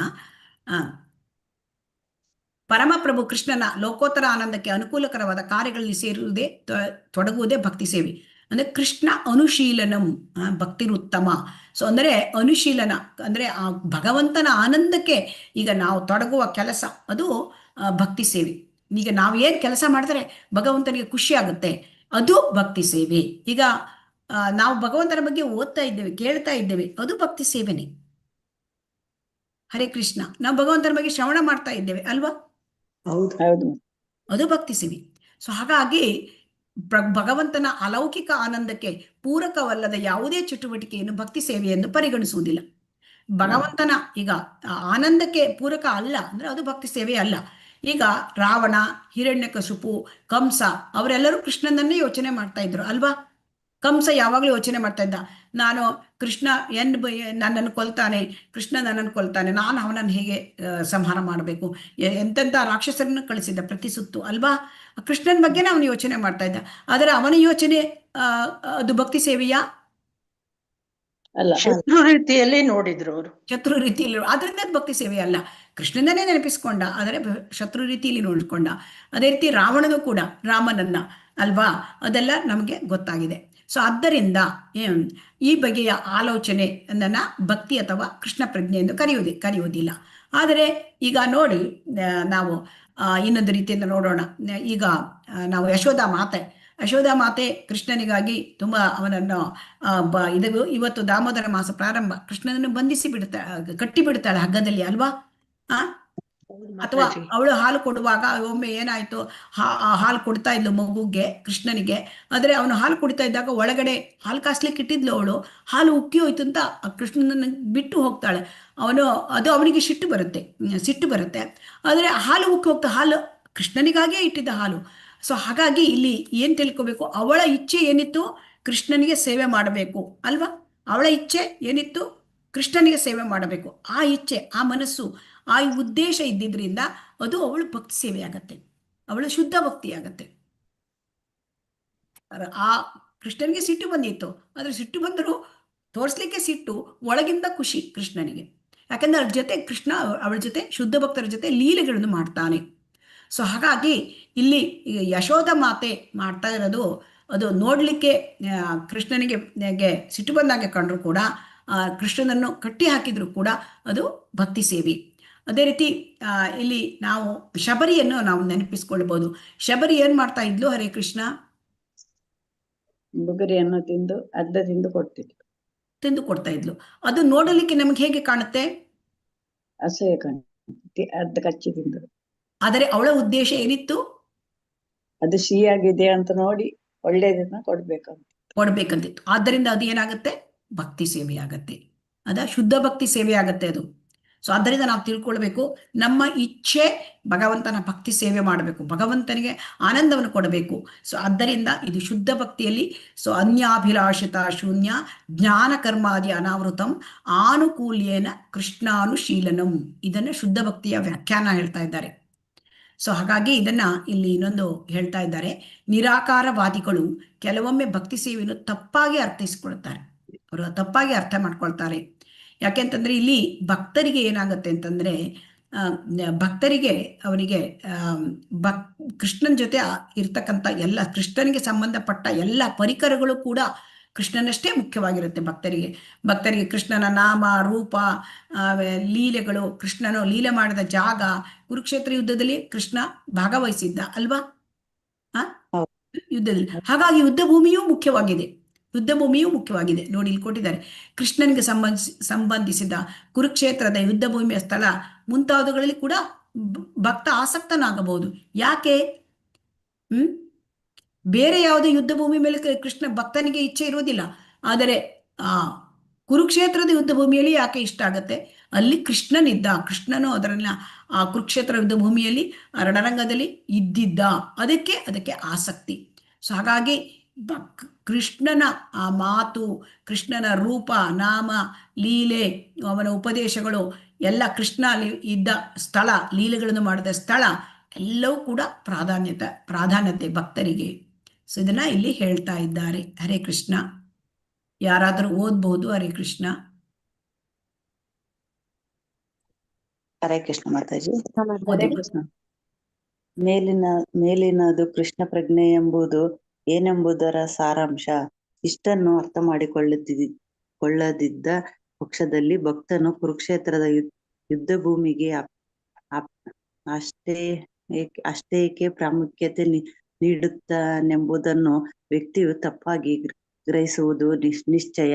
ಕೃಷ್ಣನಲ್ಲಿ ಆಸಕ್ತನಾದ ವ್ಯಕ್ತಿಯು ಅವನ ವಿವಿಧ ಲೀಲೆ ಹಾಗೂ ಕಾರ್ಯಗಳಲ್ಲಿ ಕೂಡ ಆಸಕ್ತನಾಗುತ್ತಾನೆ. ಶುದ್ಧ ಭಕ್ತನ ಬಗ್ಗೆ ಶೀಲ ರೂಪ ಗೋಸ್ವಾಮಿಯವರು. ಹರೇ ಕೃಷ್ಣ. ಒಂದ್ ಸ್ವಲ್ಪ ನಿಲ್ಲಿ ಮಾತಾಜಿ. ಸೊ ಹಾಗಾಗಿ ಕೃಷ್ಣನ ಬಗ್ಗೆ ಆಸಕ್ತಿ ಇದ್ರೆ ಕೃಷ್ಣನ ಆ ಲೀಲೆ, ಅವನ ಕಾರ್ಯದಲ್ಲೂ ಕೂಡ ಆಸಕ್ತಿ, ಭಗವಂತನ ಚಟುವಟಿಕೆ ಏನು ಮಾಡಿದ್ದಾನೆ, ಲೀಲಾ ಕಾರ್ಯಗಳು, ಅದರಲ್ಲೂ ಕೂಡ ಭಕ್ತನಿಗೆ ಇಚ್ಛೆ. ಯಾಕೆ? ಸೊ ಕೃಷ್ಣನಲ್ಲಿ ಆಸಕ್ತನಾದ ವ್ಯಕ್ತಿಯು ಅವನ ಲೀಲೆ ಮತ್ತು ಕಾರ್ಯಗಳಲ್ಲಿ ಕೂಡ ಆಸಕ್ತನಾಗ್ತಾನೆ. ಸೊ ಇದನ್ನ ನಾವು ತಿಳ್ಕೊಳ್ಬೇಕು. ಅಂದ್ರೆ ಶ್ರೀಮದ್ ಭಾಗವತಂ ಅದು ಭಗವಂತನ ಚಟುವಟಿಕೆಗಳಿಂದ, ಲೀಲಾ ಕಾರ್ಯಗಳಿಂದ ತುಂಬಿ ಹೋಗಿದೆ. ಭಕ್ತರ ಜೊತೆ ಲೀಲೆಗಳನ್ನು ಮಾಡ್ತಾನೆ ಭಗವಂತ, ಚಟುವಟಿಕೆ. ಸೊ ಅದನ್ನ ಲೀಲಾ ಕಾರ್ಯಗಳಲ್ಲಿ ಭಕ್ತ ಯಾಕೆ ಆಸಕ್ತನಾಗ್ತಾನೆ ಅಂದ್ರೆ ಕೃಷ್ಣನಿಗೆ ಸಂಬಂಧಿಸಿದ್ದು. ಸೊ ಕೃಷ್ಣ ಏನಿಗೆ ಸಂಬಂಧ ಮಾಡಿದ್ದಾನೆ ಅದರಲ್ಲೇ ಆಸಕ್ತನಾಗ್ತಾನೆ. ಸೊ ಈ ಲೀಲಾ ಕಾರ್ಯಗಳಲ್ಲಿ ಆಸಕ್ತನಾಗೋದು ಅಂದ್ರೆ ಭಗವಂತನ ಶ್ರೀಮದ್ ಭಾಗವತಮನ್ನ ಶ್ರವಣ ಮಾಡೋದು, ಅದನ್ನ ಕೇಳೋದು, ಅದರಲ್ಲಿ ಆಸಕ್ತಿ ಹೊಂದಿದ್ರೆ ಏನಾಗುತ್ತೆ ಅಂದ್ರೆ ನಮ್ಮ ಹೃದಯದಲ್ಲಿ ಇರ್ತಕ್ಕಂಥ ಕೊಳೆಗಳು, ಈ ರಜೋಗುಣ, ತಮೋಗುಣ, ಮತ್ತೆ ಯಾವುದು ಈ ಕಾಮ, ಕ್ರೋಧ, ಮದ, ಮೋಹ, ಮತ್ಸರ, ಲೋಭ ಇವೆಲ್ಲ ಹೊರಗೆ ಹೋಗುತ್ತೆ. ಸೊ ಶ್ರೀಮದ್ ಭಾಗವತಮು ಅದು ಪ್ರತಿನಿತ್ಯ ನಾವು ನಿರಂತರವಾಗಿ ಕೇಳೋದರಿಂದ ನಾವು ಪರಿಶುದ್ಧತೆಯನ್ನು ಹೊಂದುತ್ತಾ ನಿಧಾನವಾಗಿ ಹೋಗುತ್ತೆ. ಅವಾಗ ಯಾವಾಗ ಹೃದಯ ಪರಿಶುದ್ಧ ಆಗುತ್ತೆ ಆಗ ಆ ಪರಿಶುದ್ಧ ಹೃದಯದಲ್ಲಿ ಭಗವಂತ ಅವನು ಏನ್ ಮಾಡ್ತಾನೆ, ಭಗವಂತನ ಜೊತೆ ಬದ್ಧಾತ್ಮ ಅವನು ಸಂಬಂಧವನ್ನ ಬೆಳೆಸ್ಕೊಳ್ತಾನೆ. ತನ್ನ ಹಿಂದಿನ ಸಂಬಂಧ, ಮರೆತು ಹೋದ ಸಂಬಂಧ. ಈಗ ಭಗವಂತನಿಗೆ ನಮಗೆ ಸಂಬಂಧ ಇದೆ, ದಾಸ್ಯ, ಸತ್ಯ, ಮತ್ತೆ ವಾತ್ಸಲ್ಯ, ಮಾಧುರ್ಯ, ಯಾವುದೋ ಒಂದು ಸಂಬಂಧ ಇದರಲ್ಲಿ ಇದೆ ನಮಗೆ. ಆ ಸಂಬಂಧವನ್ನ ಆಗ ಮರುಕಳಿಸುತ್ತದೆ. ಆಗ ಭಕ್ತ ಏನಾಗ್ತಾನೆ, ಈ ರೀತಿ ಭಗವಂತನ ಲೀಲಾ ಕಾರ್ಯಗಳನ್ನ ಕೇಳಿಸಿಕೊಂಡು ಅವನು ಪ್ರತಿನಿತ್ಯ ನಿರಂತರ ಅಂದರೆ ಅದರಲ್ಲಿ ಆಸಕ್ತಿ ಹೊಂದಿದಾಗ ಅವನು ಶುದ್ಧನಾಗ್ತಾ ಹೋಗ್ತಾನೆ. ಅದಕ್ಕೆ ಹೇಳ್ತಾರೆ, ನಷ್ಟಪ್ರಾಯೇಷು ಅಭದ್ರೇಷು ನಿತ್ಯಂ ಭಾಗವತ ಸೇವೆಯ ಭಗವತಿ ಉತ್ತಮ ಶ್ಲೋಕೆ ಭಗವತಿ ಉತ್ತಮ ಶ್ಲೋಕೆ ಅರ್ಥೋಯ್ತು ಏನೋ. Thank you Mataji. ಭಗವತಿ ಉತ್ತಮ ಶ್ಲೋಕೆ ಭಕ್ತಿ ಭವತಿ ನೈಷ್ಟಿಕಿ. ಆಗ ನಮಗೆ ನೈಷ್ಟಿಕಿ ಭಕ್ತಿ ಅಂತಂದ್ರೆ ಏನಾಗುತ್ತೆ, ನಮ್ಮ ಮೊದಲು ಭಕ್ತಿ ತುಂಬ ಕೋಮಲ ಭಕ್ತಿ ಆಗಿರುತ್ತೆ. ಸ್ವಲ್ಪ ಯಾರಾದರೂ ಏನಾದರೂ ಇಲ್ಲ ಮತ್ತೊಂದು ಕಡೆ ಬಂದ್ಬಿಡು, ಅಲ್ಲಿ ಏನೋ ಆರಾಧನೆ ಮಾಡ್ತಾ ಇದ್ದಾರೆ ದೇವತೆಗಳನ್ನ, ನಾವು ಇದಾಗ್ಬಿಡ್ತೇವೆ, ಅಲ್ಗಾಡ್ಬಿಡ್ತೇವೆ ಅಲ್ವಾ. ಆ ಕೋಮಲ ಶ್ರದ್ಧೆ ಹೇಗೆ ಅದು ನೈಷ್ಟಿಕ ಭಕ್ತಿ ಆಗ್ಬೇಕು ಅಂತಂದ್ರೆ, ನಾವು ಪ್ರತಿನಿತ್ಯ ಭಗವಂತನ ಬಗ್ಗೆ ಕೃಷ್ಣ ಕಥೆಗಳನ್ನು ಕೇಳಬೇಕು. ಭಗವಂತನ ಕತೆ, ಅವನು ಹೇಗೆ ಲೀಲೆಗಳನ್ನು ಮಾಡಿದ್ದಾನೆ, ಆಗ ನಮ್ಮ ಹೃದಯ ಶುದ್ಧಿ ಆದಾಗ ನಮಗೆ ನೈಷ್ಟಿಕ ಭಕ್ತಿ ಬರ್ತದೆ. ನೈಷ್ಟಿಕ ಭಕ್ತಿ ಅಂದ್ರೆ ಅದು ಅಲುಗಾಡಿಸ್ಲಿಕ್ಕೆ ಸಾಧ್ಯ ಇಲ್ಲ. ನಾವು ಯಾರು ಏನು ಹೇಳಿದ್ರು ಕೃಷ್ಣನ ಬಗ್ಗೆ ನಮಗೆ ಭಗವಾನ್ ದೇವೋತ್ತಮ ಪರಮ ಪುರುಷ, ಅವನ ಭಕ್ತಿ ಸೇವೆ ಮಾಡಬೇಕು, ಅವನ ಬಗ್ಗೆ ಕೇಳಿಸ್ಕೋಬೇಕು, ಇದು ನಮಗೆ ನಿಶ್ಚಯ ಆಗತ್ತೆ. ಸೊ ಆದ್ದರಿಂದ ನಾವು ಲೀಲಾ ಕಾರ್ಯಗಳಲ್ಲಿ ಆಸಕ್ತಿಯನ್ನು ತೋರಿಸ್ತಾನೆ, ಕೃಷ್ಣನಲ್ಲಿ ಆಸಕ್ತ. ಅದಕ್ಕೆ ನಮಗೆ ಮೊಟ್ಟ ಮೊದಲು ಈ ಶ್ಲೋಕದಲ್ಲಿ ಹೇಳಿದ್ದಾರೆ, ಆ ಕೃಷ್ಣನನ್ನ ಈ ಒಂದು ಅಧ್ಯಾಯದಲ್ಲಿ ಹೇಳಿದ್ದಾರೆ, ಅಂದ್ರೆ ಮಂಗಳಾಚರಣೆಯಲ್ಲಿ ಹೇಳಿದ್ದಾರೆ. ಕೃಷ್ಣನ ಬಗ್ಗೆ ನಮಗೆ ಆಕರ್ಷಣೆ ಉಂಟಾಗಬೇಕು ಅಲ್ವಾ. ಹರೇ ಕೃಷ್ಣ. ಮೊಟ್ಟ ಮೊದಲು ಇವತ್ತು ನಾವು ಕಲಿತಿದ್ದೇನು, ಕೃಷ್ಣನ ಬಗ್ಗೆ ನಮಗೆ ಆಕರ್ಷಣೆ ಉಂಟಾಗಬೇಕು ಅಂತ ಅಲ್ವಾ. ಹೌದು ಹೌದು ಮಾತಾಜಿ. ಹೇಗೆ ಆಕರ್ಷಣೆ ಉಂಟಾಗಬೇಕು ಅಂತಂದ್ರೆ, ಅವನು ಅಷ್ಟೊಂದು ದಿವ್ಯ ಮೋಹಕ ಆ ಲಕ್ಷಣಗಳಿಂದ ಅವನು ಶ್ರೀಮತಿ ರಾಧಾರಾಣಿ ಅವರ ಸಖಿಯರನ್ನ, ಅವರ ಮನಸ್ಸನ್ನೇ ಸೂರೆಗೊಂಡ್ಬಿಟ್ಟಿದ್ದಾನೆ. ಅವರು ಕೃಷ್ಣನನ್ನು ಬಿಟ್ಟು ಒಂದು ಕ್ಷಣವೂ ಕೂಡ ಅವರು ಕೃಷ್ಣ ಚಿಂತನೆ ಬಿಟ್ಟರೆ ಬೇರೆ ಏನೂ ಅವ್ರ ಮನಸ್ಸಲ್ಲಿ ಬರೋದಿಲ್ಲ ಅಂತೆ. ಅಂತಹ ಒಂದು ಒಂದು ಇದು ಆ ರೀತಿ ಕೃಷ್ಣನ ಒಂದು ಪ್ರಭಾವ. ಸೊ ಹಾಗಾಗಿ ಅವನು ಹೇಗಿರ್ತಾನೆ ಕೇಳಿದ್ರೆ, ಹುಣ್ಣಿಮೆ ಚಂದ್ರನಂತೆ.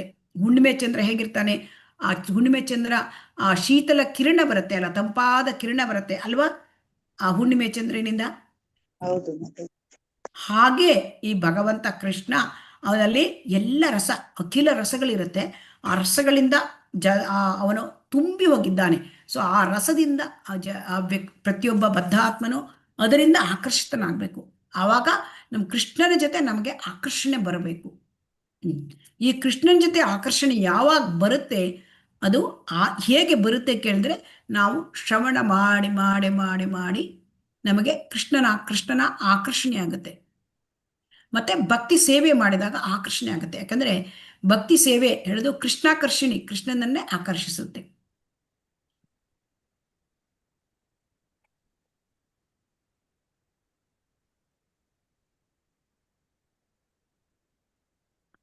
ಹರೇ ಕೃಷ್ಣ.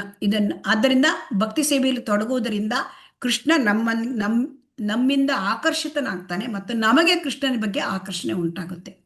ಸೊ ಹಾಗಾಗಿ ಹೇಗೆ ಆಕರ್ಷಣೆ ಉಂಟಾಗುತ್ತೆ ಅಂದ್ರೆ, ಇದು ಸೇವೆ, ಸಾಧು ಸಂಘ, ಮತ್ತೆ ಸೇವೆ, ಮತ್ತೆ ಸಾಧನ, ಈ ಮೂರು ನಾವು ಸಾಧನವನ್ನು ಮಾಡ್ತಾ ಇರ್ತಕ್ಕಂಥದ್ದು ಭಕ್ತಿ ಸೇವೆಯಲ್ಲಿ. ಆ ಸಾಧನ ಭಕ್ತಿ ಅಂದರೆ ಗುರುವಿನ ಆ ಒಂದು ಮಾರ್ಗದರ್ಶನದಲ್ಲಿ, ಸದ್ಗುರುವಿನ ಮಾರ್ಗದರ್ಶನದಲ್ಲಿ ಭಕ್ತಿ ಸೇವೆ ಮಾಡೋದು, ಸಾಧನೆ ಮಾಡೋದು, ಮತ್ತೆ ಭಕ್ತಿ ಸೇವೆ ಮಾಡೋದು ತೊಡಗೋದು, ಭಕ್ತರ ಸಂಘದಲ್ಲಿ ಇರೋದು. ಆಗ ಕೃಷ್ಣನ ಬಗ್ಗೆ ಆಸಕ್ತಿ ಉಂಟಾಗುತ್ತೆ. ಈಗ ನಿಮಗೆ ಇಷ್ಟು ದಿನದಿಂದ ಇದ್ದೀರಿ, ಮೊದಲು ಕೃಷ್ಣನ ಬಗ್ಗೆ ಆಸಕ್ತಿ ಇತ್ತಾ ಅಥವಾ ಮೊದಲಿಗಿಂತ ಹೆಚ್ಚಾಗಿದೆಯಾ? ಹೆಚ್ಚಾಗಿದೆ ಮಾತಾಜಿ. ಹೆಚ್ಚಾಗಿದೆ ಮಾತಾಜಿ. ಹೇಗೆ ಇದು ಹೆಚ್ಚಾಗಿದೆ ನಿಮಗೆ? ನೀವೇ ನನಗೆ ಉತ್ತರ ಹೇಳ್ಬೋದು.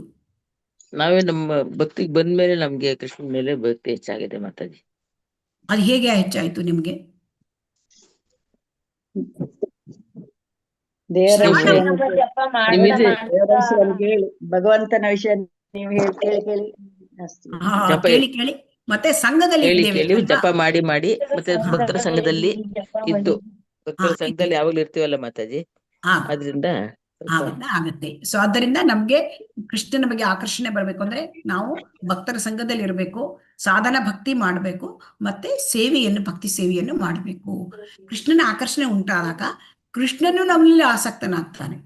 ಇದು ಒಂಥರ ಮ್ಯೂಚುವಲ್ ಅಲ್ವಾ. ಹರೇ ಕೃಷ್ಣ. ಮತ್ತೆ ಅವನ ಅನುಗ್ರಹ ನಮಗೆ ಸಿಗ್ತಾ ಹೋಗುತ್ತೆ, ಭಗವಂತನ ಅನುಗ್ರಹ. ಓಕೆ, ಹರೇ ಕೃಷ್ಣ. ಇದನ್ನು ಓದಿ. ಹರೇ ಕೃಷ್ಣ ಮಾತಾಜಿ. ಶುದ್ಧ ಭಕ್ತನ ಬಗ್ಗೆ ಶೀಲ ರೂಪ ಗೋಸ್ವಾಮಿಯವರು ಭಕ್ತಿ ರಸಾಮೃತ ಸಿಂಧುವಿನಲ್ಲಿ ನೀಡಿರುವ ವ್ಯಾಖ್ಯಾನವನ್ನು ಹೀಗೆ ಸಂಕ್ಷೇಪಿಸಿ ಹೇಳಬಹುದು. ಅಂತ ಭಕ್ತನ ಸೇವೆ ಅನುಕೂಲಕರವಾದ್ದು ಮತ್ತು ಅದು ಸದಾ ಕೃಷ್ಣನಿಗೆ ಸಂಬಂಧಿಸಿದಂತೆ ಇರುತ್ತದೆ. ಇಂಥ ಕೃಷ್ಣನ ಪ್ರಜ್ಞೆಯ ಕಾರ್ಯಗಳ ಸಿದ್ಧತೆಯನ್ನು ಕಾಪಾಡಿಕೊಳ್ಳಲು ವ್ಯಕ್ತಿಯು ಎಲ್ಲ ಐಕ ಅಪೇಕ್ಷೆಗಳಿಗಿಂತಲೂ ದಾರ್ಶನಿಕ ಮನೋಕಲ್ಪನೆಗಳಿಗಿಂತಲೂ ಮುಕ್ತನಾಗಿರಬೇಕು. ಪ್ರಭು ಸೇವೆಯ ಅಪೇಕ್ಷೆಯೊಂದರ ಒಂದರ ವಿನ ಬೇರೆಲ್ಲ ಬಗೆಯ ಅಪೇಕ್ಷೆಗಳು ಐಹಿಕವಾದವು. ಯಾವುದು ಅಂತಿಮವಾಗಿ ಶೂನ್ಯವಾದ ಅಥವಾ ನಿರಾಕಾರವಾದಿಗಳು ಮಂಡಿಸುವ ನಿರ್ಣಯವನ್ನು ಪರ್ಯವಸನವಾಗುತ್ತದೋ ಅದನ್ನು ದಾರ್ಶನಿಕ ಮನೋಕಲ್ಪನೆ ಎಂಬ ಶುದ್ಧ ಸಮುಚ್ಚಯವು ಸೂಚಿಸುತ್ತದೆ. ಇಂಥ ನಿರ್ಣಯವು ಕೃಷ್ಣ ಪ್ರಜ್ಞಾವಂತಕ ಪಾಲಿಗೆ ನಿರುಪಯುಕ್ತವಾದುದೇ ಸರಿ. ದಾರ್ಶನಿಕ ಮನೋಕಲ್ಪನೆಯನ್ನು ಅವಲಂಬಿಸಿ ಎಲ್ಲೋ ಅಪರೂಪಕ್ಕೆಂಬಂತೆ ಒಬ್ಬ ವ್ಯಕ್ತಿಯು ವಾಸುದೇವ ಅಥವಾ ಕೃಷ್ಣನನ್ನು ಪೂಜಿಸುವ ನಿರ್ಣಯಕ್ಕೆ ಬರಬಹುದು. ಈ ಮಾತನ್ನು ಭಗವದ್ಗೀತೆಯಲ್ಲಿ ದೃಢಪಡಿಸಲಾಗಿದೆ. ಎಂದ ಮೇಲೆ ದಾರ್ಶನಿಕ ಮನೋಕಲ್ಪನೆಯ ತಾತ್ವಿಕ ನಿಲುಗಡೆಯ ಸ್ಥಾನ ಕೃಷ್ಣನೇ ಆಗಿರಬೇಕು. ಈ ನಿರ್ಧಾರ ಕೃಷ್ಣನೇ ಎಲ್ಲವೂ, ಅವನು ಸಕಲ ಕಾರಣಗಳ ಕಾರಣನು ಎಂಬ ಅರಿವಿನಿಂದ ಕೂಡಿದ್ದಾಗಿರಬೇಕು. ಆದ್ದರಿಂದ ನಾವು ಅವನಿಗೆ ಶರಣಾಗಬೇಕು. ಈ ಅಂತಿಮ ಗುರಿಯನ್ನು ತಲುಪಿದ್ದೆ. ಆದರೆ ತತ್ವಚಿಂತನೆಯಲ್ಲಿ ಮುಂದುವರಿಯುವುದು ಅನುಕೂಲಕರ. ಆದರೆ ದಾರ್ಶನಿಕ ಮನೋಕಲ್ಪನೆಯು ಶೂನ್ಯವಾದುದಲ್ಲೋ ನಿರಾಕಾರವಾದುದಕ್ಕೆ ಶರಣಾಗುವುದರಲ್ಲೋ ಮುಗಿದರೆ ಅದು ಭಕ್ತಿಯಲ್ಲ. ಹರೇ ಕೃಷ್ಣ. ಹರೇ ಕೃಷ್ಣ. ಸೊ ಹಾಗಾಗಿ ಇಲ್ಲಿ ಕಾಮ್ಯ ಕರ್ಮಗಳಿಂದ ಅದೇ ಜ್ಞಾನ ಕರ್ಮಾದಿ ಅನಾವೃತಂ ಅಂತ ಹೇಳ್ತಾ ಇದ್ದಾರೆ. ಅದನ್ನ ಇಲ್ಲಿ ತಿಳಿಸ್ತಾ ಇದ್ದಾರೆ. ಇನ್ನು ಅದರ ಅರ್ಥವನ್ನ ಇಲ್ಲಿ ಜ್ಞಾನ ಕರ್ಮಾದಿ ಅನಾವೃತಂ. ಇಲ್ಲಿ ಕರ್ಮ ಅಂತಂದ್ರೆ ನಮ್ಗೇನಾಗತ್ತೆ, ಇಲ್ಲಿ ಐಹಿಕ ಅಪೇಕ್ಷೆ ಇದ್ದಿಂದ ನಾವು ಕೆಲಸ ಮಾಡ್ತೇವೆ ಅಲ್ವಾ? ಹರೇ ಕೃಷ್ಣ. ಐಹಿಕ ಅಪೇಕ್ಷೆ ಇಟ್ಕೊಂಡೇ ಕೆಲಸ ಮಾಡ್ತೇವೆ ಅಲ್ವಾ? ಈಗ ನಾವು ದೇವಸ್ಥಾನಕ್ಕೆ ಹೋಗ್ತೇವೆ, ಭಕ್ತಿ ಮಾಡ್ತೇವೆ, ಆದರೆ ಯಾಕಾಗಿ ಹೋಗ್ತೇವೆ?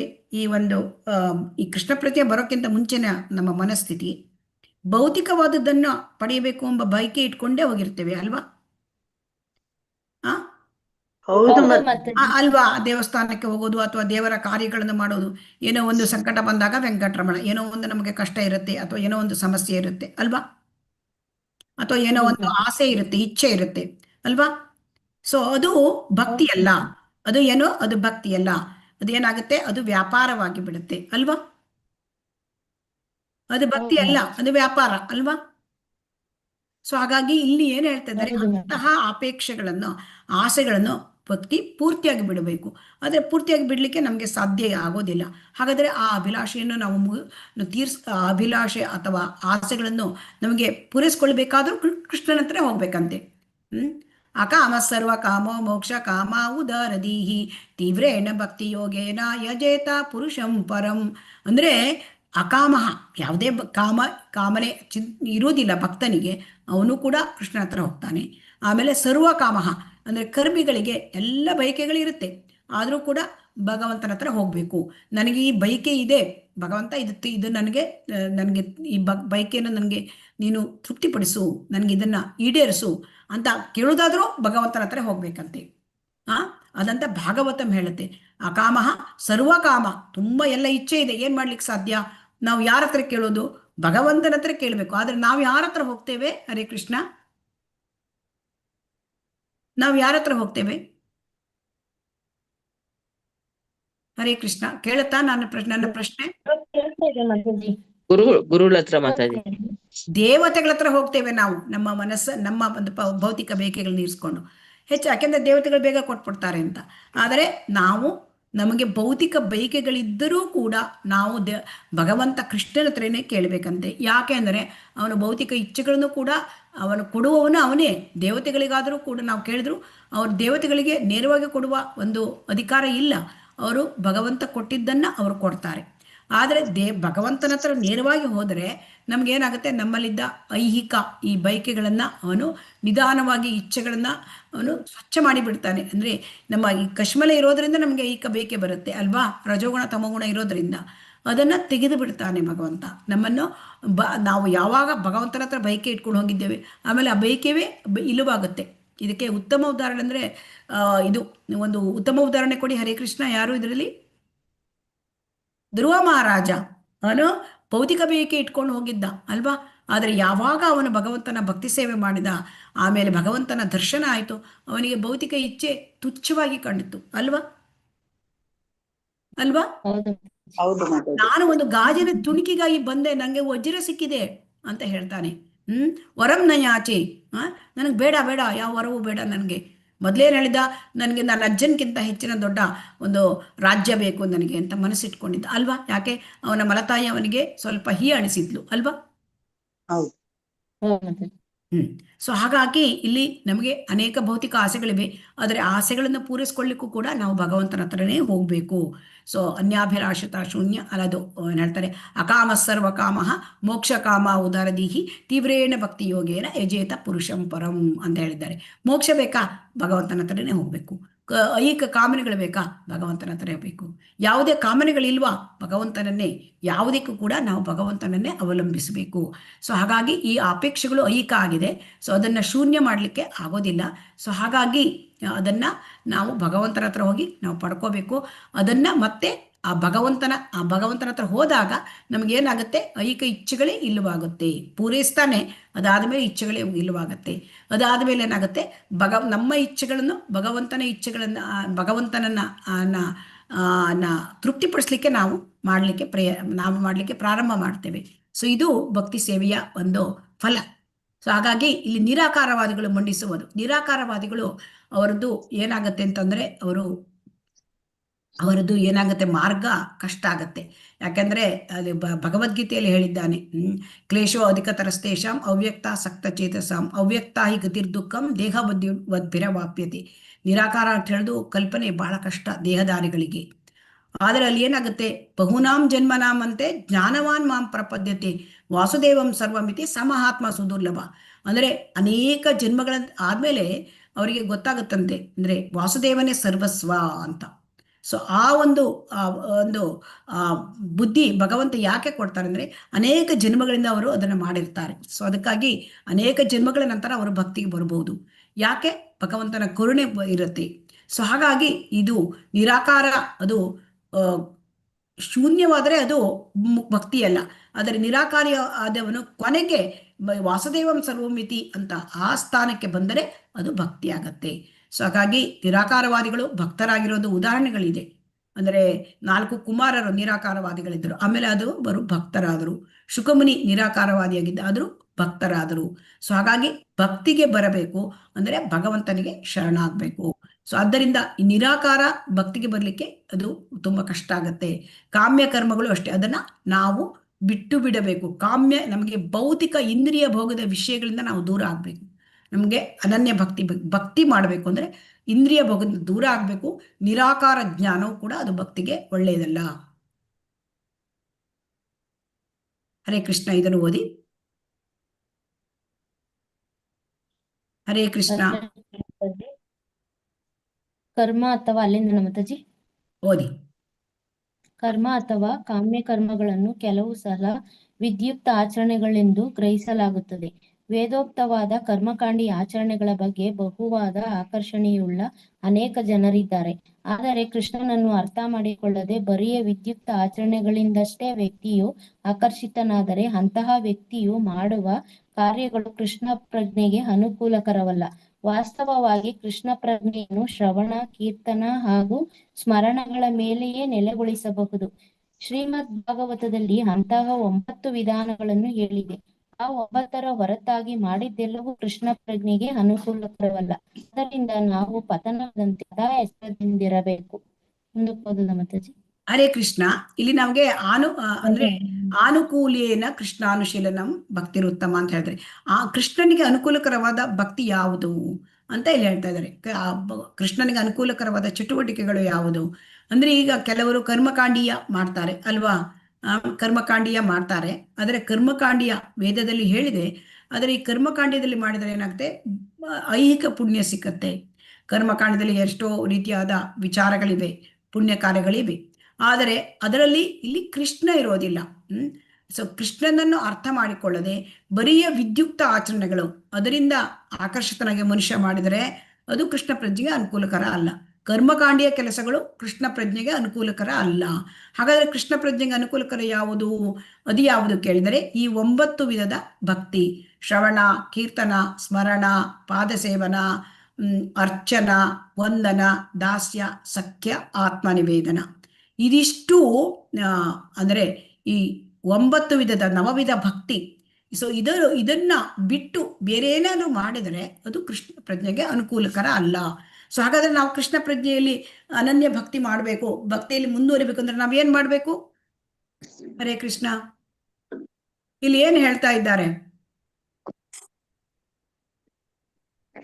ಹರೇ ಕೃಷ್ಣ, ನಾವೇನ್ ಮಾಡ್ಬೇಕು, ಏನನ್ನ ಮಾಡಬಾರ್ದು? ಹರೇ ಕೃಷ್ಣ. ಹರೇ ಕೃಷ್ಣ ಮಾತಾಜಿ. ಕೀರ್ತನ ಇದನ್ನ ಮಾಡ್ಬೇಕು. ಶ್ರವಣ, ಮತ್ತೆ ಕೀರ್ತನ, ನಾವು ಸ್ಮರಣೆ ಎಲ್ಲ ಅವ್ರು ಹೇಳಿ. ಮಾಡ್ಬೇಕು. ಹರೇ ಕೃಷ್ಣ. ಯಾವುದನ್ನು ಮಾಡಬಾರ್ದು, ಯಾವುದನ್ನು ಮಾಡಬೇಕು? ಸಂಘ ಭಕ್ತರಲ್ಲದ ಸಂಘದಲ್ಲಿ ನಾವು ಸೇರ್ಕೊಂಡು ಇದ್ ಮಾಡ್ಬಾರ್ದು. ಹರೇ ಕೃಷ್ಣ. ಭಕ್ತರಲ್ಲದ ಸಂಘ ಹರೇ ಕೃಷ್ಣ. ಯಾರಾದ್ರೂ ಬೇರೆಯವ್ರು ಹೇಳ್ತೀರಾ? ಅಕರ್ಮವನ್ನು ಮಾಡ್ಬೇಕು ನಾವು. ಅಕರ್ಮವನ್ನು. ಅಕರ್ಮ ಮಾಡೋದು ಹೇಗೆ ಇಲ್ಲಿ ಕೊಟ್ಟಿದ್ದಾರೆ. ಅಕರ್ಮವನ್ನು ಮಾಡೋದಂದ್ರೆ ಯಾವುದನ್ನು ಮಾಡಬೇಕು? ಶ್ರವಣ, ಕೀರ್ತನ, ಸ್ಮರಣ, ಪಾದ ಸೇವನ, ಅರ್ಚನಾ, ವಂದನ, ದಾಸ್ಯ, ಸಖ್ಯ, ಆತ್ಮನಿವೇದನ. ಆರಂಭಿಕ ನವವಿಧ ಭಕ್ತಿ ಸೇವೆ. ನವವಿಧ ಭಕ್ತಿಯಲ್ಲಿ ಆರಂಭಿಕ ಭಕ್ತರಿಗೆ ಶ್ರವಣ, ಕೀರ್ತನ, ಸ್ಮರಣ ಇಲ್ಲಿ ಕೊಟ್ಟಿದ್ದಾರೆ ನೋಡಿ. ಶ್ರವಣ, ಕೀರ್ತನ, ಸ್ಮರಣದ ಮೇಲೆ ಕೃಷ್ಣ ಪ್ರಜ್ಞೆಯನ್ನು ನೆಲೆಗೊಳಿಸಬಹುದು. ಅಂದ್ರೆ ಶ್ರವಣ ಅಂದ್ರೆ ನಾವು ಯಾವಾಗಲೂ ಈ ಚಾಂಟಿಂಗ್ ಅಂಡ್ ಹಿಯರಿಂಗ್.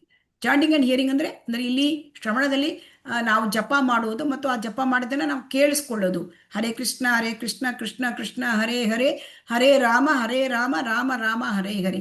ಅದು ಕೀರ್ತನ ಮತ್ತು ಶ್ರವಣ. ಆಮೇಲೆ ಶ್ರವಣದಲ್ಲಿ ಭಗವದ್ಗೀತೆ, ಭಾಗವತ ಶ್ರವಣ ಮಾಡೋದು. ಮತ್ತೆ ಇಂತಹ ಭಕ್ತಿರಸಾಮೃತ ಸಿಂಧು, ಆಮೇಲೆ ಚೈತನ್ಯ ಚರಿತಾಮೃತ, ಈಶೋಪನಿಷತ್ ಇವೆಲ್ಲವೂ ಶ್ರವಣ. ಸೊ ಶ್ರವಣ ಮಾಡೋದು. ಕೀರ್ತನ ಅಂದ್ರೆ ಅವುಗಳನ್ನು ಮತ್ತೆ ನಾವು ಇನ್ನೊಬ್ಬರಿಗೆ ಹೇಳೋದು ಓದಿ, ಅಥವಾ ನಾವೇ ಸ್ವತಃ ಓದುವುದು, ಅದು ಕೀರ್ತನ ಆಗತ್ತೆ. ಸೊ ಆಮೇಲೆ ಸ್ಮರಣ, ಈಗ ನಾವು ಏನನ್ನ ಕೇಳಿಸ್ಕೊಂಡಿದ್ದೇವೆ ಅದನ್ನ ನೆನಪು ಮಾಡಿಕೊಳ್ಳೋದು. ಅದರಲ್ಲಿ ನಾಮಸ್ಮರಣ, ಭಗವಂತನ ನಾಮ, ರೂಪ, ಗುಣ, ಲೀಲೆ ಇವುಗಳನ್ನು ಸ್ಮರಣ ಮಾಡುವುದು. ಇಷ್ಟು ಮಾಡಿದರೆ ನಾವು ಆರಂಭಿಕ ಭಕ್ತರು ಕೃಷ್ಣ ಪ್ರಜ್ಞೆಯಲ್ಲಿ ನೆಲೆಗೊಳ್ಳಬಹುದು, ಭದ್ರವಾಗಿ ಇರಬಹುದಂತೆ. ಈಗ ನಾವು ಇದನ್ನು ಮಾಡ್ತಾ ಇದ್ದೇವೋ ಇಲ್ವೋ? ಹರೇ ಕೃಷ್ಣ. ಮಾಡ್ತಾ ಇದ್ದೇವೆ. ಮಾಡ್ತಾ ಇದ್ದೇವೆ, ನಿರಂತರವಾಗಿ ಮಾಡಬೇಕು. ಇದೇನನ್ ಮಾಡ್ಬೇಕು? ನಿರಂತರವಾಗಿ. ಇದನ್ನ ನಾವು ಮಾಡ್ತಾ ಪ್ರಾರಂಭ ಮಾಡಿದ್ದೇವೆ, ಆದರೆ ಮಧ್ಯದಲ್ಲಿ ಬಿಟ್ಟು ಬಿಡ್ತೇವೆ ಅಲ್ವಾ? ಹೌದು. ಇದನ್ನ ಈ ಶ್ರವಣ, ಕೀರ್ತನ, ಸ್ಮರಣೆಯನ್ನ ನಿರಂತರವಾಗಿ ಮಾಡಬೇಕು. ಅವು ಕೃಷ್ಣ ಪ್ರಜ್ಞೆಗೆ ಅನುಕೂಲಕರ. ಸೊ ಹಾಗಾಗಿ ಈ 9ರ ಹೊರತಾಗಿ ನಾವು ಏನು ಮಾಡಿದ್ರೂ ಅದು ಅನುಕೂಲಕರ ಅಲ್ಲ ಅಂತ ಹೇಳ್ತಾ ಇದ್ದಾರೆ. ಹಾಗೆ ಆಮೇಲೆ ಈ ಕರ್ಮಕಾಂಡೀಯ ಕೆಲಸಗಳನ್ನ ಮಾಡಿದರೆ ಅದು ಅನುಕೂಲಕರ ಅಲ್ಲ. ಸೊ ಕರ್ಮಕಾಂಡೀಯ ಕೆಲಸಗಳು ಅಂತಂದ್ರೆ ಎಲ್ಲ ಬೇರೆ ಎಲ್ಲ ದೇವರ ಬಗ್ಗೆ ಎಲ್ಲ ಮಾಡ್ತಾರಲ್ವಾ, ಅದು ಕೃಷ್ಣ ಪ್ರಜ್ಞೆಗೆ ಅನುಕೂಲಕರವಾದದ್ದಲ್ಲ ಅದು. ಯಾಕಂದ್ರೆ ಅಲ್ಲಿ ನಾವು ಕರ್ಮಕಾಂಡ್ಯದಲ್ಲಿ ನಮ್ಮ ಇಂದ್ರಿಯ ಭೋಗಕ್ಕಾಗಿ, ನಮ್ಮ ಇಚ್ಛೆಗಳನ್ನ ಪೂರೈಸ್ಕೊಳ್ಳಕ್ಕಾಗಿ ಮಾಡೋದು ಅಲ್ವಾ? ಹೌದು ಮಾತಾಜಿ, ಫಲಾಪೇಕ್ಷೆಯಿಂದ ಮಾಡ್ತೇವೆ. ಕೃಷ್ಣ ಫಲಾಪೇಕ್ಷೆಯಿಂದ ಮಾಡೋದು. ಆದ್ದರಿಂದ ಅದು ಕೃಷ್ಣ ಪ್ರಜ್ಞೆಗೆ ಅನುಕೂಲ ಅಲ್ಲ. ಆದರೆ ಇಲ್ಲಿ ಶ್ರವಣ, ಕೀರ್ತನ, ಸ್ಮರಣ ಎಲ್ಲ ಭಗವಂತನಿಗಾಗಿ ಮಾಡ್ತಕ್ಕಂಥದ್ದು. ಸೊ ಹಾಗಾಗಿ ಇಲ್ಲಿ ಭಕ್ತಿಗೆ ನೀಡಿರುವ ಲಕ್ಷಣ ನಿರೂಪಣೆಯಲ್ಲಿ ಶ್ರೀಲ ರೂಪ ಗೋಸ್ವಾಮಿಯವರು ಹೇಳ್ತಾರೆ, ಜ್ಞಾನ ಕರ್ಮಾದಿ ಎಂಬೊಂದು ಶಬ್ದವನ್ನು ಬಳಸಿದ್ದಾರೆ. ಸೊ ವ್ಯಕ್ತಿಯು ಶುದ್ಧ ಭಕ್ತಿಯ ಸೇವೆಯ ಸೋಪಾನಕ್ಕೈದಲು ನೆರವು ನೀಡದಂತಹ ಕ್ರಿಯೆಗಳನ್ನು ಕರ್ಮಾದಿ, ಕಾಮ್ಯ ಕರ್ಮ ಎಂಬ ಶಬ್ದವು ಒಳಗೊಂಡಿದೆ. ಕರ್ಮ ಆದಿ ಅಂದರೆ ಇದು ಕಾಮ್ಯ ಕರ್ಮ. ಕಾಮ್ಯ ಕರ್ಮ ನಮ್ಮ ಭಕ್ತಿಗೆ ತಗೊಂಡು ಹೋಗೋದಿಲ್ಲ. ಸೊ ಯಾವುದು ವಿರಕ್ತಿ ಎಂದು ಕರೆಸಿಕೊಳ್ಳುತ್ತದೋ ಅದರ ಬೇರೆ ಬೇರೆ ರೂಪಗಳು ಕೂಡ ಕೃಷ್ಣ ಪ್ರಜ್ಞೆಯಲ್ಲಿ ಮಾಡುವ ಭಕ್ತಿ ಸೇವೆಗೆ ಅನುಕೂಲಕರ ಅಲ್ಲ. ಅಂದ್ರೆ ಜ್ಞಾನ, ಅದು ನೇತಿ ಅಂತ ಹೇಳ್ತಾರೆ, ಇದು ಐಹಿಕ, ಇದು ಬಿಟ್ಬಿಡು ಹೀಗೆಲ್ಲ ಹೇಳ್ತಾರಲ್ಲ, ಅದು ಕೂಡ ಕೃಷ್ಣ ಪ್ರಜ್ಞೆಗೆ ಅದು ಅನುಕೂಲಕರ ಅಲ್ಲ. ಇದು ಒಂದು ರೀತಿಯ ನಾವು ಇದನ್ನ ವ್ಯಾಖ್ಯಾನ. ಭಕ್ತಿರಸಾಮೃತ ಸಿಂಧುವಲ್ಲಿ ರೂಪ ಗೋಸ್ವಾಮಿಯನ್ನು ಹೇಳ್ತಾರೆ, ಶುದ್ಧ ಭಕ್ತಿ ಅಂದರೆ ಅನ್ಯಾಭಿಲಾಷಿತ ಶೂನ್ಯ ಜ್ಞಾನ ಕರ್ಮಾದಿ ಅನಾವೃತಂ ಆನುಕೂಲ್ಯನ ಕೃಷ್ಣಾನುಶೀಲನಂ ಭಕ್ತಿರುತ್ತಮ. ನಾವು ಉತ್ತಮ ಭಕ್ತಿಯನ್ನು ಮಾಡಬೇಕು ಅಂದರೆ ನಾವು ಬೇರೆ ಇಚ್ಛೆ, ಈ ಎಲ್ಲ ಭೌತಿಕ ಬಯಕೆಗಳನ್ನು ನಾವು ಬಿಡಬೇಕು.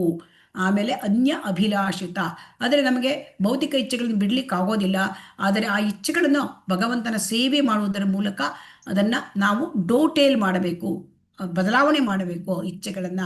ಆಮೇಲೆ ಜ್ಞಾನ ಕರ್ಮಾದಿ ಅನಾವೃತಂ, ಜ್ಞಾನ ಕರ್ಮಾದಿ ಅಂತಂದ್ರೆ ನಿರಾಕಾರ ಜ್ಞಾನ ಬಿಡಬೇಕು. ಆಮೇಲೆ ನಮಗೆ ಭಕ್ತಿಗೆ ಬೇಕಾದ ಜ್ಞಾನವನ್ನು ನಾವು ಪಡ್ಕೊಳ್ಬೇಕು. ಆಮೇಲೆ ಕರ್ಮ, ಈ ಕಾಮ್ಯ ಕರ್ಮಗಳನ್ನು ಬಿಡಬೇಕು, ಕರ್ಮಕಾಂಡೀಯ ಕರ್ಮಗಳನ್ನು ಬಿಡಬೇಕು. ಮತ್ತೆ ಭಕ್ತಿಗೆ ಬೇಕಾದ ಕರ್ಮಗಳನ್ನು ನಾವು ಮಾಡಬೇಕು, ಆ ಕರ್ಮವನ್ನ. ಮತ್ತೆ ಅನ್ಯಾಭಿಲಾಷಿತ ಶೂನ್ಯ ಜ್ಞಾನ ಕರ್ಮಾದಿ ಅನಾವೃತಂ ಆನುಕೂಲಿಯನ ಕೃಷ್ಣಾನುಶೀಲನಂ, ಕೃಷ್ಣನಿಗೆ ಅನುಕೂಲಕರವಾದ, ಕೃಷ್ಣನ ಆನಂದಕ್ಕೆ ಅನುಕೂಲಕರವಾದ ಕೆಲಸವನ್ನು ನಾವು ಮಾಡಬೇಕು ಅಂತ ಹೇಳಿದ್ರು. ಈಗ ಇನ್ನೊಂದು ನಾರದ ಪಂಚರಾತ್ರದಿಂದ ಒಂದು ವ್ಯಾಖ್ಯಾನ ಇದೆ. ರೂಪ ಗೋಸ್ವಾಮಿಯವರು ಇನ್ನೊಂದು ವ್ಯಾಖ್ಯಾನ ಹೇಳ್ತಾರೆ ಭಕ್ತಿಗೆ. ಏನದು ವ್ಯಾಖ್ಯಾನ? ಸರ್ವೋಪಾಧಿ ವಿನಿರ್ಮುಕ್ತಂ ತತ್ಪರತ್ವೇನ ನಿರ್ಮಲಂ. ಸರ್ವೋಪಾಧಿ ವಿನಿರ್ಮುಕ್ತಂ ತತ್ಪರತ್ವೇನ ನಿರ್ಮಲಂ ಹೃಷಿಕೇನ ಹೃಷಿಕೇಶ ಸೇವನಂ ಭಕ್ತಿರುಚ್ಯತೆ. ಅಂದರೆ ಸರ್ವ ಉಪಾಧಿ ವಿನಿರ್ಮುಕ್ತಂ ಅಂದರೆ ಈ ಐಹಿಕ ಉಪಾಧಿಗಳಿಂದ ಮುಕ್ತನಾಗಬೇಕು. ಈ ಐಹಿಕ ಉಪಾಧಿ ಅಂದ್ರೆ ಏನು? ಹರೇ ಕೃಷ್ಣ, ಯಾರಾದ್ರೂ ಹೇಳ್ತೀರಾ? ಐಹಿಕ ಉಪಾಧಿ ಅಂದ್ರೆ ಏಕ ಉಪಾಧಿ ಅಂದ್ರೆ ನಮ್ಗೆ ಒಂದೊಂದು, ಈಗ ಉದಾಹರಣೆಗೆ ಒಂದು ಟೀಚರ್ ಪೋಸ್ಟ್ ಇರ್ತದೆ, ಡಾಕ್ಟರ್ ಇರ್ತಾರೆ, ನಾನು ಅಂತವನು ಇಂಥವನು ಅಂತ ಹೇಳ್ಕೊಳ್ತಾರಲ್ಲ, ಅದು ಉಪಾಧಿಗಳು. ಹರಿಬೋಲ್. ಸೊ ಈ ಉಪಾಧಿಗಳನ್ನ ನಾವು ಬಿಡಬೇಕು. ನಾನು ಇದು ಇಂಥ ಕೆಲಸ ಮಾಡ್ತಾ ಇದ್ದೇನೆ, ನಾನು ಈ ದೇಹಕ್ಕೆ ಸಂಬಂಧಪಟ್ಟ ಉಪಾಧಿಗಳು. ಸೊ ಅದರಿಂದ ಹೊರಗೆ ಬರಬೇಕು. ಅದನ್ನ ನಾವು ಮುಕ್ತನಾಗಬೇಕು ಐಹಿಕ ಉಪಾಧಿಗಳಿಂದ. ಮತ್ತು ಕೃಷ್ಣ ಪ್ರಜ್ಞೆಯ ಸಹಾಯದಿಂದ ಐಹಿಕ ಕಲ್ಮಶಗಳನ್ನು ತರಬೇಕು. ತತ್ಪರತ್ವೇನ ನಿರ್ಮಲಂ. ಕೃಷ್ಣ ಪ್ರಜ್ಞೆಯ ಸಹಾಯದಿಂದ ಅಂದ್ರೆ ಈ ಭಕ್ತಿ ಸೇವೆ ಮಾಡಿ ಮಾಡಿ ಮಾಡಿ ಐಹಿಕ ಕಲ್ಮಶಗಳನ್ನು ತೊಡಿಬೇಕು. ಐಹಿಕ ಕಲ್ಮಶಗಳು ಅಂದ್ರೆ ರಜೋಗುಣ, ತಮೋಗುಣ, ಮತ್ತೆ ಕಾಮ, ಕ್ರೋಧ, ಲೋಭ, ಮೋಹ ಇಂಥದ್ದು. ಇದನ್ನ ತೊಡಿಬೇಕು, ಇದನ್ನ ನಾವು ಕಳ್ಕೊಳ್ಬೇಕು. ಉಪಾಧಿಗಳನ್ನ ಮುಕ್ತನಾಗಬೇಕು. ಭಕ್ತಿ ಸೇವೆ ಮಾಡಿ ನಾವು ಈ ಕಶ್ಮಲಗಳನ್ನ ತೆಗೆದುಕೊಳ್ಳಬೇಕು. ಆವಾಗ ಅದು ಹೇಗೆ ಸಾಧ್ಯ ಅಂದರೆ ಇಂದ್ರಿಯಗಳ ಒಡೆಯನ ಸೇವೆಯಲ್ಲಿ ತೊಡಗಿಸಬೇಕು. ಈಗ ನಮಗೆ ಇಂದ್ರಿಯಗಳಿದೆ, ಕಣ್ಣು, ಕೈ, ಕಾಲು ಎಲ್ಲ ಇದೆ, ನಾಲಿಗೆ ಎಲ್ಲ, ಚರ್ಮ ಎಲ್ಲ ಇದೆ ಅಲ್ವಾ ಹರಕೃಷ್ಣ ನಮ್ಗೆ? ಹೌದು. ಈ ಇಂದ್ರಿಯಗಳ ಒಡೆಯ ನಾವಲ್ಲ.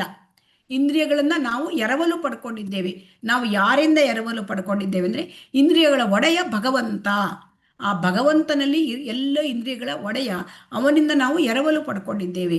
ಸೊ ಆದ್ದರಿಂದ ನಮ್ಮ ಇಂದ್ರಿಯಗಳು ನಮ್ಮದಲ್ಲ, ಅದಕ್ಕೆ ಒಡೆಯ ಭಗವಂತ. ಸೊ ಆ ಭಗವಂತನ ಸೇವೆಗಾಗಿ ನಮ್ಮ ಇಂದ್ರಿಯಗಳನ್ನು ಬಳಸಬೇಕು. ಆವಾಗ ಏನಾಗುತ್ತೆ? ನಮ್ಮ ಇಂದ್ರಿಯಗಳು ಶುದ್ಧ ಆಗುತ್ತೆ. ಈಗ ನಮ್ಮ ಇಂದ್ರಿಯಗಳು ಶುದ್ಧ ಅಲ್ಲ, ಯಾಕೆಂದ್ರೆ ಇದು 3 ಗುಣಗಳಿಂದ ಕಲುಷಿತಗೊಂಡಿದೆ. ಸೊ ಹಾಗಾಗಿ ನಮ್ಮ ಇಂದ್ರಿಯಗಳ ಒಡೆಯನ ಸೇವೆಯಲ್ಲಿ ನಿಂತರೆ ಅದೇ ಶುದ್ಧ ಭಕ್ತಿ. ಶುದ್ಧ ಭಕ್ತಿ ಅಂದ್ರೆ ಏನು? ನಾವು ನಮ್ಮ ಇಂದ್ರಿಯಗಳನ್ನು ಭಗವಂತನ ಭಕ್ತಿ ಸೇವೆಯಲ್ಲಿ ತೊಡಗಿಸಿದರೆ ಅದು ಶುದ್ಧ ಭಕ್ತಿ. ಸರ್ವೋಪಾಧಿ ವಿನಿರ್ಮುಕ್ತಂ ತತ್ಪರತ್ವೇನ ನಿರ್ಮಲಂ ಹೃಷಿಕೇನ ಹೃಷಿಕೇಶ ಸೇವನಂ ಭಕ್ತಿರುಚ್ಯತೆ. ಹೃಷಿಕೇನ, ಹೃಷಿಕ ಅಂದ್ರೆ ಇಂದ್ರಿಯಗಳು, ಹೃಷಿಕೇಶ ಅಂದ್ರೆ ಇಂದ್ರಿಯಗಳ ಒಡೆಯ. ಯಾರು ಹೃಷಿಕೇಶ?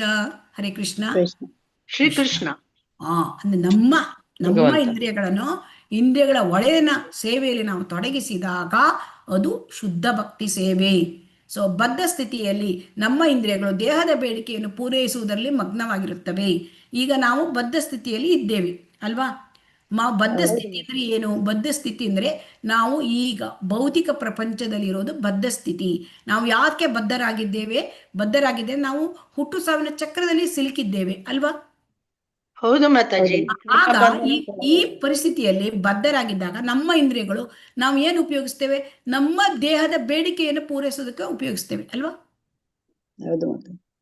ಆದರೆ ಈ ಇಂದ್ರಿಯಗಳೇ ಕೃಷ್ಣನ ಆಜ್ಞೆಯನ್ನು ಪರಿಪಾಲಿಸುವುದರಲ್ಲಿ ಮಗ್ನರಾದಾಗ ನಮ್ಮ ಕಾರ್ಯ ಚಟುವಟಿಕೆಗಳನ್ನು ಭಕ್ತಿ ಎನ್ನುತ್ತಾರೆ. ಸೊ ಕೃಷ್ಣ ಆಜ್ಞೆ ಮಾಡಿದ್ದನ್ನ ನಾವು ಕೇಳಿದರೆ, ಅದೇ ತರ ಕೆಲಸ ಮಾಡಿದರೆ ಅದನ್ನ ಭಕ್ತಿ ಎನ್ನುತ್ತಾರೆ. ಅಂದರೆ ನಾವೀಗ ದೇಹದ ಬೇಡಿಕೆಗಳನ್ನು ಪೂರೈಸಲಿಕ್ಕಾಗಿ ನಾವು ಮನಸ್ಸು ಏನು ಹೇಳ್ತದೆ ಅದನ್ನು ಮಾಡ್ತಾ ಇದ್ದೇವೆ. ಆದರೆ ನಾವು ಪರಮಾತ್ಮ ಏನು ಹೇಳ್ತಾ ಇದ್ದಾನೆ ಅದನ್ನು ಮಾಡತೊಡಗಿದಾಗ ಅದು ಆತ್ಮದ ಚಟುವಟಿಕೆ. ಸೊ ಆತ್ಮದ ಕಾರ್ಯ ಚಟುವಟಿಕೆಗಳು ಭಕ್ತಿ ಸೇವೆ.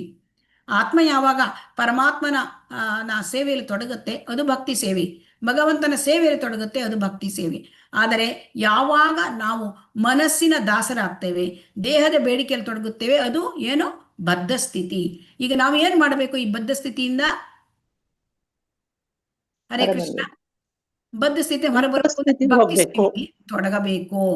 ಸೊ ಹಾಗಾಗಿ ಇಲ್ಲಿ ಹೇಳ್ತಾನೆ, ತಾನು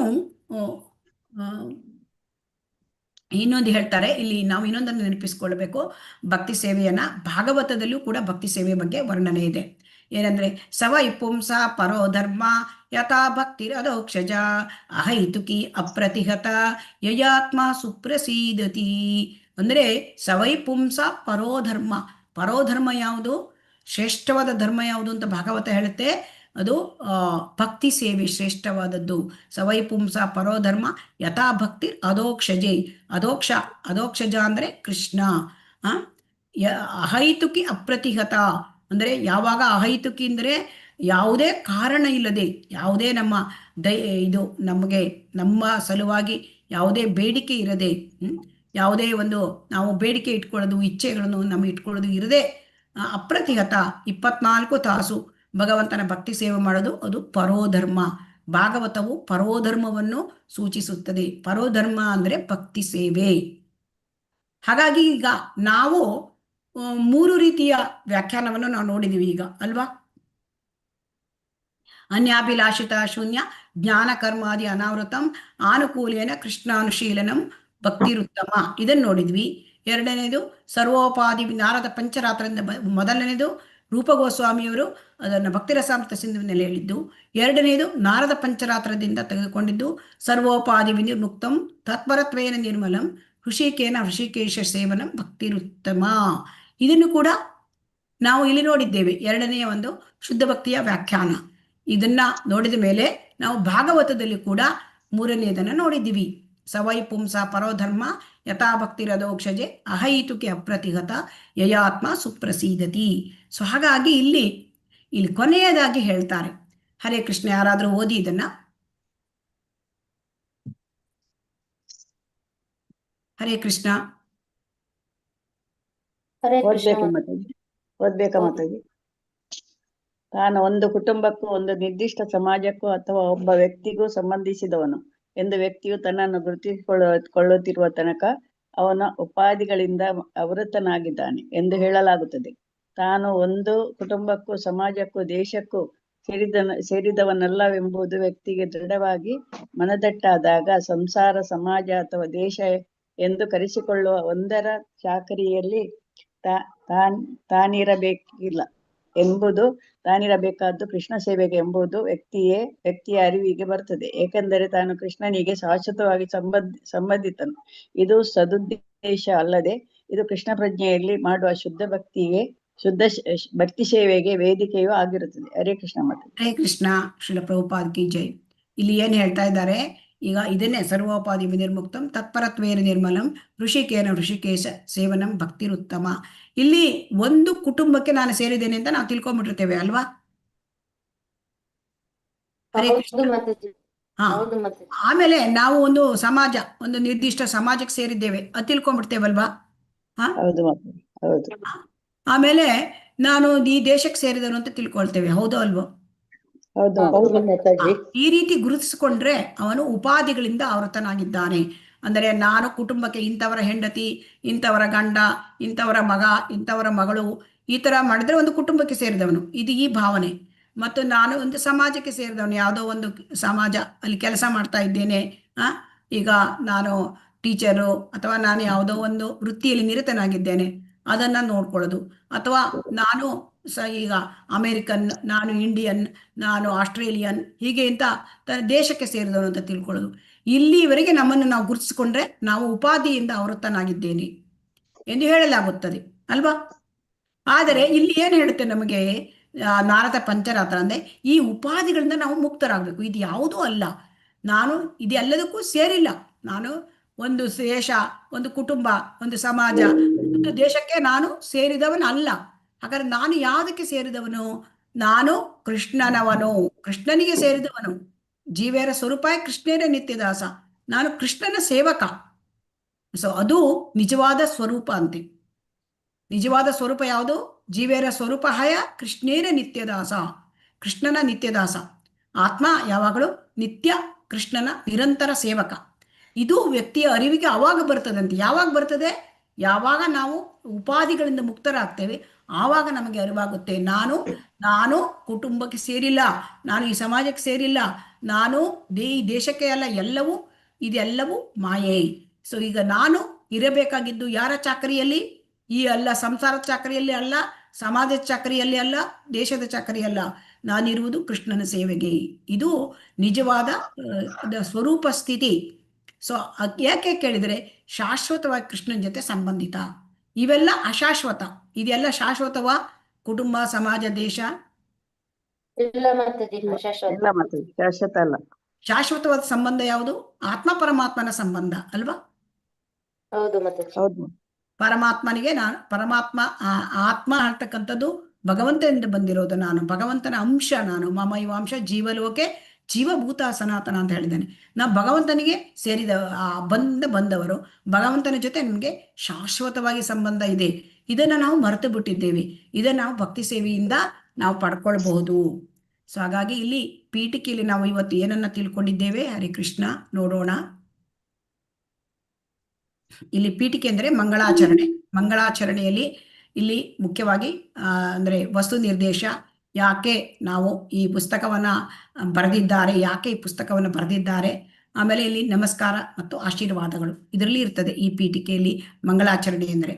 ಸೊ ಹಾಗಾಗಿ ಇಲ್ಲಿ ದೇವೋತ್ತಮ ಪರಮಪುರುಷ ಕೃಷ್ಣ, ಅವನು ದೇವೋತ್ತಮ ಪರಮಪುರುಷ, ಅವನು ಸರ್ವ ಕಾರಣ ಮತ್ತು ಅವನು ಅಖಿಲ ರಸಾಮೃತ ಮೂರ್ತಿ. ಅಂತಹ ಕೃಷ್ಣ ಸರ್ವಾಕರ್ಷಕನಾದವನು. ಅವನು ಏನ್ ಮಾಡಿದ್ದಾನೆ ಅಂದ್ರೆ ಶ್ರೀಮತಿ ರಾಧಾರಾಣಿ ಮತ್ತು ಅವಳ ಸಖಿಯರ ಮನಸ್ಸನ್ನೇ ಸೂರೆಗೊಂಡಿದ್ದಾನೆ. ಅಂತಹ ಶ್ರೀಕೃಷ್ಣ ನಮ್ಮ ಮನಸ್ಸನ್ನು ಆಕರ್ಷಿಸಲಿ, ಅವನ ಅನುಗ್ರಹ ನಮ್ಮ ಮೇಲೆ ಇರಲಿ. ನಾವು ಭಕ್ತಿ ರಸಾಮೃತ ಸಿಂಧುವನ್ನ ಓದಲಿಕ್ಕೆ ಪ್ರಾರಂಭ ಮಾಡಲಿದ್ದೇವೆ. ಸೊ ಹಾಗಾಗಿ ಭಗವಂತನ ಅನುಗ್ರಹ ಬೇಕು ಅಲ್ವಾ? ಇಲ್ಲದಿದ್ದರೆ ನಮಗೆ ಹೇಗೆ ಅರ್ಥ ಆಗುತ್ತೆ? ಹರೇ ಕೃಷ್ಣ. ಆಗತ್ತಾ? ಇಲ್ಲ ಮಾತಾಜಿ, ಬೇಕು. ಅದಕ್ಕೆ ನಮಗೆ ಗುರುಗಳಿಗೆ ಮತ್ತೆ ಅವರ ಪಾದ, ಆ ಸಂಪ್ರದಾಯಕ್ಕೆ ಗುರುಗಳಿಗೆ ನಾವು ನಮಸ್ಕಾರ ಮಾಡ್ಕೊಳ್ಬೇಕು. ಸಂಪ್ರದಾಯಕ್ಕೆ ಅಂದರೆ ಸಂಪ್ರದಾಯದ ಆಚಾರ್ಯರುಗಳಿಗೆ ಮತ್ತೆ ಗುರುವಿಗೆ ನಮಸ್ಕಾರ. ಸೊ ಹಾಗಾಗಿ ಈ ಶುದ್ಧ ಭಕ್ತರು ಅಂತಂದ್ರೆ ಅವರು ತಿಮ್ಮಿಂಗಿಲುಗಳಿದ್ದ ಹಾಗೆ. ತಿಮ್ಮಿಂಗಿಲುಗಳು ಭಕ್ತಿ ಹೆಳೆದು, ಭಕ್ತಿ ರಸ ಹೆಳೆದು ಕಡಲು ಸಮುದ್ರ ಇದ್ದಾಗೆ. ಅದು ಅಷ್ಟೊಂದು ಜೇನಿನಂತಹ ಮಕರಂದದಂತಹ ಕಡಲು. ಆ ಕಡಲೊಳಗೆ ಭಕ್ತರು ತಿಮ್ಮಿಂಗಿಲಗಳ ತರ ಆನಂದದಿಂದ ಇರುತ್ತಾರೆ. ಆದರೆ ಈ ನಿರಾಕಾರವಾದಿಗಳು ನದಿಗಳ ತರ ಅವರು ಸೇರ್ತಾರೆ ಸಮುದ್ರಕ್ಕೆ, ಅಲ್ಲಿ ಏನು ಆಕ್ಟಿವಿಟೀಸ್ ಇರಲ್ಲ. ಆದರೆ ಭಕ್ತರು ಎಷ್ಟು ಚೆಂದಾಗಿ ಈ ಆನಂದದಿಂದ ಕೂಡ್ಕೊಂಡು ಅಲ್ಲಿ ಭಕ್ತಿ ಸೇವೆ ಮಾಡ್ತಾ ಇರ್ತಾರೆ ಅಂತ ಹೇಳ್ತಾರೆ ಇಲ್ಲಿ. ಆಮೇಲೆ ಭಕ್ತಿ ರಸಾಮೃತ ಸಿಂಧುವಿನಲ್ಲಿ 4 ಭಾಗಗಳಿವೆ. ಅದರಲ್ಲಿ ಪೂರ್ವ, ದಕ್ಷಿಣ, ಪಶ್ಚಿಮ ಮತ್ತು ಉತ್ತರ ಅಂತ ಒಂದು ಭಕ್ತಿಯ ಕಡಲಿನಲ್ಲಿ ಅಲ್ಲಿ 4 ಭಾಗದಲ್ಲಿ ನಾವು ನಮ್ಮ ಒಂದು ಈ ನಮಗೆ 19 ಅಧ್ಯಾಯಗಳನ್ನು ಕೊಟ್ಟಿದ್ದಾರೆ. ಅದು ಪೂರ್ವ ವಿಭಾಗದಲ್ಲಿ ಬರುತ್ತೆ. ಅದರಲ್ಲಿ ಕೂಡ 4 ಅಲೆಗಳಿವೆ. ಆ 4 ಅಲೆಗಳಲ್ಲಿ ಮೊದಲನೆಯದು ಸಾಮಾನ್ಯ ಭಕ್ತಿ, ಎರಡನೆಯದು ಸಾಧನ ಭಕ್ತಿ, ಮೂರನೆಯದು ಭಾವಭಕ್ತಿ, 4ನೆಯದು ಪ್ರೇಮ ಭಕ್ತಿ. ಇದೆಲ್ಲವನ್ನು ಕೂಡ ನಾವು ತುಂಬಾ ಡೀಟೇಲ್ ಆಗಿ ವಿಶದವಾಗಿ ನಾವು ಮುಂದಿನ ಅಧ್ಯಾಯಗಳಲ್ಲಿ ಕಲಿಯಲಿದ್ದೇವೆ. ಇಲ್ಲಿ ಮತ್ತೆ ಅನುಕೂಲಕರ ಭಕ್ತಿ ಅಂದ್ರೆ ಏನು, ಅಂದ್ರೆ ಶುದ್ಧ ಭಕ್ತಿ ಅಂದ್ರೆ ಏನು ಅಂತ ನಮಗೆ ವ್ಯಾಖ್ಯಾನ ಕೊಟ್ಟಿದ್ದಾರೆ. ಅದರಲ್ಲಿ 3 ವ್ಯಾಖ್ಯಾನವನ್ನು ಕೂಡ ನಾವು ಚರ್ಚೆ ಮಾಡಿದ್ದೇವೆ. ಸೊ ಅದರಲ್ಲಿ ಆನ್ಯಾಭಿಲಾಷತ ಶೂನ್ಯ, ಜ್ಞಾನ ಕರ್ಮಾದಿ ಅನಾವೃತಂ, ಆನುಕೂಲಿನ ಕೃಷ್ಣಾನುಶೀಲನಂ ಅಂತ ನೋಡಿದ್ವಿ. ಮತ್ತೆ ನಾವು ಈ ಒಂದು ಶುದ್ಧ ಭಕ್ತಿಯಲ್ಲಿ ಭಕ್ತಿ ಹೇಳೋದು ಅದು ಒಂದು ವ್ಯವಸಾಯ, ಅದು ನಿಷ್ಕ್ರಿಯ ಅಲ್ಲ, ಸುಮ್ಮನೆ ಧ್ಯಾನ ಮಾಡುವುದಲ್ಲ. ಅದರಲ್ಲಿ ನಾವು ಪೂರ್ವ ಆಚಾರ್ಯರುಗಳು ಏನು ಮಾಡಿದ್ದಾರೆ ಅದನ್ನು ನಾವು ಅವರ ಹೆಜ್ಜೆಯನ್ನು ಅನುಸರಿಸಬೇಕು. ಮತ್ತು ಇಲ್ಲಿ ಭಕ್ತಿಯ ಚಟುವಟಿಕೆಗಳು ಅದರಲ್ಲಿ 2 ರೀತಿ, ಪ್ರವೃತ್ತಿ ಅಥವಾ ನಿಶ್ಚಿತ ಕ್ರಿಯೆ, ನಿವೃತ್ತಿ ಅಥವಾ ನಿತ್ಯಾತ್ಮಕ ಕ್ರಿಯೆ. ಸೊ ಆಧ್ಯಾತ್ಮಿಕ ಜೀವನವನ್ನು ನಾವು ಅಭ್ಯಾಸ ಮಾಡ್ಕೊಳ್ಳೋದು ಹೇಗೆ ಅಂತ ಕೇಳಿದರೆ, ನಮ್ಮ ಮನಸ್ಸನ್ನು, ನಮ್ಮ ಮಾತನ್ನು, ನಮ್ಮ ದೇಹವನ್ನು ಭಕ್ತಿ ಸೇವೆಯಲ್ಲಿ ತೊಡಗಿಸಿಕೊಳ್ಳಬೇಕು. ಅದರಲ್ಲಿ ಮನಸ್ಸನ್ನು ತೊಡಗಿಸಿಕೊಳ್ಳೋದು ಅಂದರೆ ಭಕ್ತಿ ಸೇವೆಯಲ್ಲಿ ತೊಡಗಿಸಿಕೊಳ್ಳೋದು ಅಂದರೆ ಸದಾ ಕೃಷ್ಣ ಚಿಂತನೆಯಲ್ಲಿ ತೊಡಗಿರಬೇಕು. ನಾನು ಹೇಗೆ ಭಕ್ತಿ ಸೇವೆ ಮಾಡಿ ನಾನು ಹೇಗೆ ಆ ಭಗವಂತನನ್ನು ತೃಪ್ತಿಪಡಿಸಲಿ, ಇದು ಯಾವಾಗಲೂ ನಮ್ಮ ಮನಸ್ಸಿನಲ್ಲಿ ಇರಬೇಕು. ನಮ್ಮ ಮಾತು ಯಾವಾಗಲೂ ಭಗವಂತನ ಕೀರ್ತನೆ ಮಾಡುವುದರಲ್ಲಿ, ಮಹಿಮೆಗಳನ್ನು ಹಾಡುವುದರಲ್ಲಿ ಇರಬೇಕು. ನಾವು ಅಂದರೆ ಭಗವಂತನ ಬಗ್ಗೆ ಕೀರ್ತನೆ ಅಂದರೆ ಭಗವಂತನ ಬಗ್ಗೆ ಪ್ರಾರ್ಥನಾ ಹಾಡುಗಳನ್ನು ಹೇಳುವುದು, ಭಗವದ್ಗೀತೆ ಭಾಗವತ ಪಾರಾಯಣ ಮಾಡುವುದು, ಹರೇ ಕೃಷ್ಣ ಮಹಾಮಂತ್ರ ಜಪ ಮಾಡುವುದು, ಸಂಕೀರ್ತನ ಮಾಡುವುದು, ಇದರಲ್ಲಿ ತೊಡಗಬೇಕು ನಮ್ಮ ಮಾತು. ಮತ್ತೆ ನಮ್ಮ ದೇಹ ಬೇರೆ ಬೇರೆಯ ಒಂದು ಭಗವಂತನ ಸೇವಾ ಚಟುವಟಿಕೆ, ದೇವಸ್ಥಾನದಲ್ಲಿ ಇರ್ತಕ್ಕಂಥ ಚಟುವಟಿಕೆಗಳು, ಮತ್ತು ಅನೇಕ ರೀತಿಯ ಹೊರಗಡೆ ಕೂಡ ಚಟುವಟಿಕೆಗಳಿರುತ್ತೆ. ಅಂದರೆ ಪುಸ್ತಕ ವಿತರಣೆ, ಆಮೇಲೆ ಎಲ್ಲ ರೀತಿಯ ಅಂದರೆ ಕೃಷ್ಣ ಪ್ರಜ್ಞೆಯನ್ನು ಹರಡುವ, ಪ್ರಸಾರ ಮಾಡುವ ಚಟುವಟಿಕೆಗಳಲ್ಲಿ ನಮ್ಮನ್ನು ನಾವು ತೊಡಗಿಸಿಕೊಳ್ಳಬೇಕು. ಇದೆಲ್ಲ ಹೇಗೆ ಗೊತ್ತಾಗುತ್ತೆ ಅಂದರೆ ಗುರುವಿನ ಆಶ್ರಯವನ್ನು ನಾವು ಪಡ್ಕೊಳ್ಬೇಕು.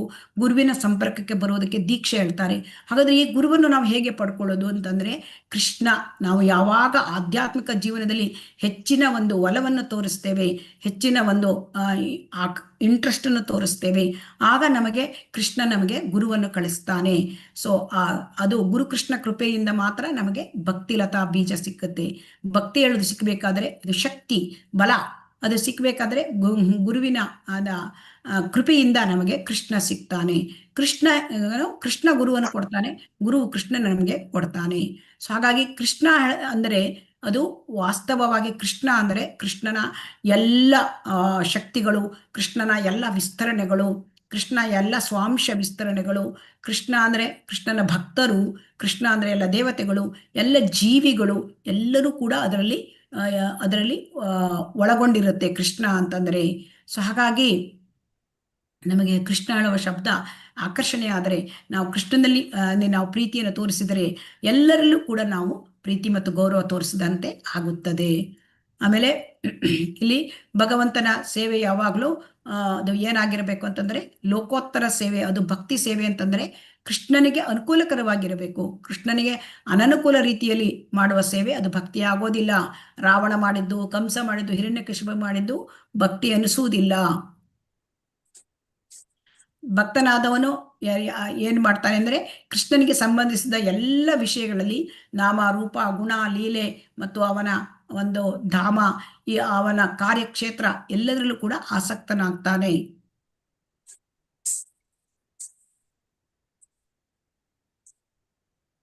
ಹಾಗಾಗಿ ಇಲ್ಲಿ ಕರ್ಮಕಾಂಡಿಯ ಕೆಲಸಗಳು ಕೃಷ್ಣ ಪ್ರಜ್ಞೆಗೆ ಅನುಕೂಲಕರ ಅಲ್ಲ. ಆದರೆ ನವವಿಧ ಭಕ್ತಿ, ಶ್ರವಣ, ಕೀರ್ತನ, ಸ್ಮರಣ ಇವುಗಳಿಂದ ಪ್ರಾರಂಭಗೊಂಡಿರ್ತಕ್ಕಂಥ ನವವಿಧ ಭಕ್ತಿಯಿಂದಲೇ ನಾವು ಕೃಷ್ಣ ಪ್ರಜ್ಞೆಯನ್ನು ಅಲ್ಲಿ ನೆಲೆಗೊಳ್ಳಬಹುದು. ಅದರಿಂದ ಜ್ಞಾನ ಕರ್ಮಾದಿ, ಇಲ್ಲಿ ಜ್ಞಾನ ಮತ್ತು ಕರ್ಮ ಅಂದರೆ ನಿರಾಕಾರ ಜ್ಞಾನವನ್ನು ಬಿಟ್ಟು ಬಿಡಬೇಕು ಮತ್ತು ಕಾಮ್ಯ ಕರ್ಮವನ್ನು ಬಿಡಬೇಕು. ಸೊ ಹಾಗಾಗಿ ಇನ್ನೊಂದು ನಮಗೆ ಒಂದು ವ್ಯಾಖ್ಯಾನವನ್ನು ಕೂಡ ಹೇಳಿದ್ದಾರೆ ನಾರದ ಪಂಚರಾತ್ರದಿಂದ. ಸರ್ವೋಪಾಧಿ ವಿನಿರ್ಮುಕ್ತಂ ತತ್ಪರತ್ವೇನ ನಿರ್ಮಲಂ ಋಷಿಕೇನ ಋಷಿಕೇಶ ಸೇವನಂ ಭಕ್ತಿರುತ್ತಮ. ಅಂದರೆ ಈಗ ನಾವು ನಮ್ಮ ಒಡೆಯ ಕೃಷ್ಣ, ಇಂದ್ರಿಯಗಳ ಒಡೆಯ ಕೃಷ್ಣ, ನಮ್ಮ ಇಂದ್ರಿಯಗಳು ನಾವು ಭಗವಂತನಿಂದ ಪಡ್ಕೊಂಡಿರೋದು. ಹಾಗಾಗಿ ನಮ್ಮ ಇಂದ್ರಿಯಗಳನ್ನು ನಾವು ಭಗವಂತನ ಸೇವೆಯಲ್ಲಿ ತೊಡಗಿಸಬೇಕು. ಈಗ ನಮ್ಮ ಇಂದ್ರಿಯಗಳು ಮಾಯೆಯ ಸೇವೆಯಲ್ಲಿ ತೊಡಗಿದೆ. ಹಾಗಾಗಿ ನಮ್ಮ ಇಂದ್ರಿಯಗಳು ಅದು ಅಶುದ್ಧವಾಗಿವೆ. ಸೊ ಈ ಅಶುದ್ಧವಾದ ಇಂದ್ರಿಯಗಳನ್ನು ನಾವು ಭಕ್ತಿ ಸೇವೆ ಮಾಡಿ ಶುದ್ಧಿ ಮಾಡಿಕೊಂಡು ಭಗವಂತನ ಸೇವೆಯಲ್ಲಿ ತೊಡಗಬೇಕು. ಸೊ ಹಾಗಾಗಿ ಇಂದ್ರಿಯಗಳನ್ನು ಯಾವಾಗ ಭಗವಂತನ ಸೇವೆಯಲ್ಲಿ ತೊಡಗಿಸುತ್ತೇವೆ ಆ ಚಟುವಟಿಕೆಗಳಿಗೆ ಭಕ್ತಿ ಅನ್ನುತ್ತಾರೆ. ವ್ಯಕ್ತಿ ಯಾವಾಗ ಈ ತನ್ನ ಉಪಾಧಿಗಳಿಂದ ಹೊರಗೆ ಬರ್ತಾನೆ, ಅವನಿಗೆ ಗೊತ್ತಾಗುತ್ತೆ ನಾನು ಸಂಸಾರ ಅಥವಾ ಕುಟುಂಬ, ಸಮಾಜ, ದೇಶಕ್ಕೆ ಸೇರಿದವನಲ್ಲ. ನಾನು ಮಾಡ್ತಕ್ಕಂಥ ಕೆಲಸ ಭಗವಂತನ ಸೇವೆ. ಅದು ನಾನು ಇರಬೇಕಾಗಿದ್ದು ಭಗವಂತನ ಸೇವೆ ಮಾಡಲಿಕ್ಕೆ. ಯಾಕೆಂದರೆ ಕೃಷ್ಣನಿಗೆ ಜೊತೆ ನನ್ನ ಶಾಶ್ವತ ಸಂಬಂಧ ಇದೆ. ಇದರ ಉದ್ದೇಶ. ಈ ಉದ್ದೇಶವನ್ನು ನಾವು ಕೃಷ್ಣ ಪ್ರಜ್ಞೆಗೆ ಬರಲಿಕ್ಕೆ ಇದು ಬಹಳ ಮುಖ್ಯವಾಗುತ್ತೆ, ಈ ಎಲ್ಲ ಉಪಾಧಿಗಳಿಂದ ಹೊರತಕ್ಕಂಥದ್ದು. ಆಮೇಲೆ ಕೊನೆಯದಾಗಿ ನಾವು ತಿಳ್ಕೊಂಡಿದ್ದೇವೆ ಶ್ರೀಮದ್ ಭಾಗವತಮಲ್ಲಿ ಶುದ್ಧ ಭಕ್ತಿ ಸೇವೆ ಅಂದರೆ ಸವೈ ಪುಂಸ ಪರೋ ಧರ್ಮ ಯಥಾ ಭಕ್ತಿರದೋಕ್ಷಜ ಅಹೈತುಕ ಪ್ರತಿಹತ ಯಯಾತ್ಮ ಸುಪ್ರಸೀದತಿ. ಸೊ ಅದರಿಂದ ನಾವು ಪರೋಧರ್ಮ ಅಥವಾ ಭಕ್ತಿ ಸೇವೆಯನ್ನು ಮಾಡಬೇಕು. ಯಾಕೆ ಅಂತಂದರೆ ಅದು ತುಂಬ ಶ್ರೇಷ್ಠವಾದದ್ದು ಮತ್ತು ಅದನ್ನು ಅಹೈತುಕಿ ಅಂದರೆ ಯಾವಾಗಲೂ ಯಾವುದೇ ಕಾರಣ ಇಲ್ಲದೆ, ಶುದ್ಧ ಭಕ್ತಿ ಸೇವೆಗೆ ಯಾವುದೇ ಕಾರಣ ಇಲ್ಲ. ಯಾಕೆ ಕಾರಣ ಇಲ್ಲ? ನಾವು ಭಗವಂತನಿಗೆ ಜೊತೆ ಶಾಶ್ವತವಾದ ಸಂಬಂಧ ಇದ್ದವರು. ಅದಕ್ಕಾಗಿ ಯಾವುದೇ ಒಂದು ಐಹಿಕ ಕಾರಣ ಇಲ್ಲ ಭಕ್ತಿ ಸೇವೆ ಮಾಡಲಿಕ್ಕೆ. ಮತ್ತು ಅಪ್ರತಿಗತ 24 ತಾಸು ಕೂಡ ಮಾಡ್ತಕ್ಕಂಥದ್ದು, ನಿರಂತರವಾಗಿ ಮಾಡ್ತಕ್ಕಂಥದ್ದು ಅದು ಶುದ್ಧ ಭಕ್ತಿ. ಸೊ ಇವತ್ತು ಇದನ್ನೆಲ್ಲ ನಾವು ತಿಳ್ಕೊಂಡಿದ್ದೇವೆ. ಹರೇ ಕೃಷ್ಣ. ಇಲ್ಲಿಗೆ ನಾನು ಮುಕ್ತಾಯ ಮಾಡ್ತೇನೆ.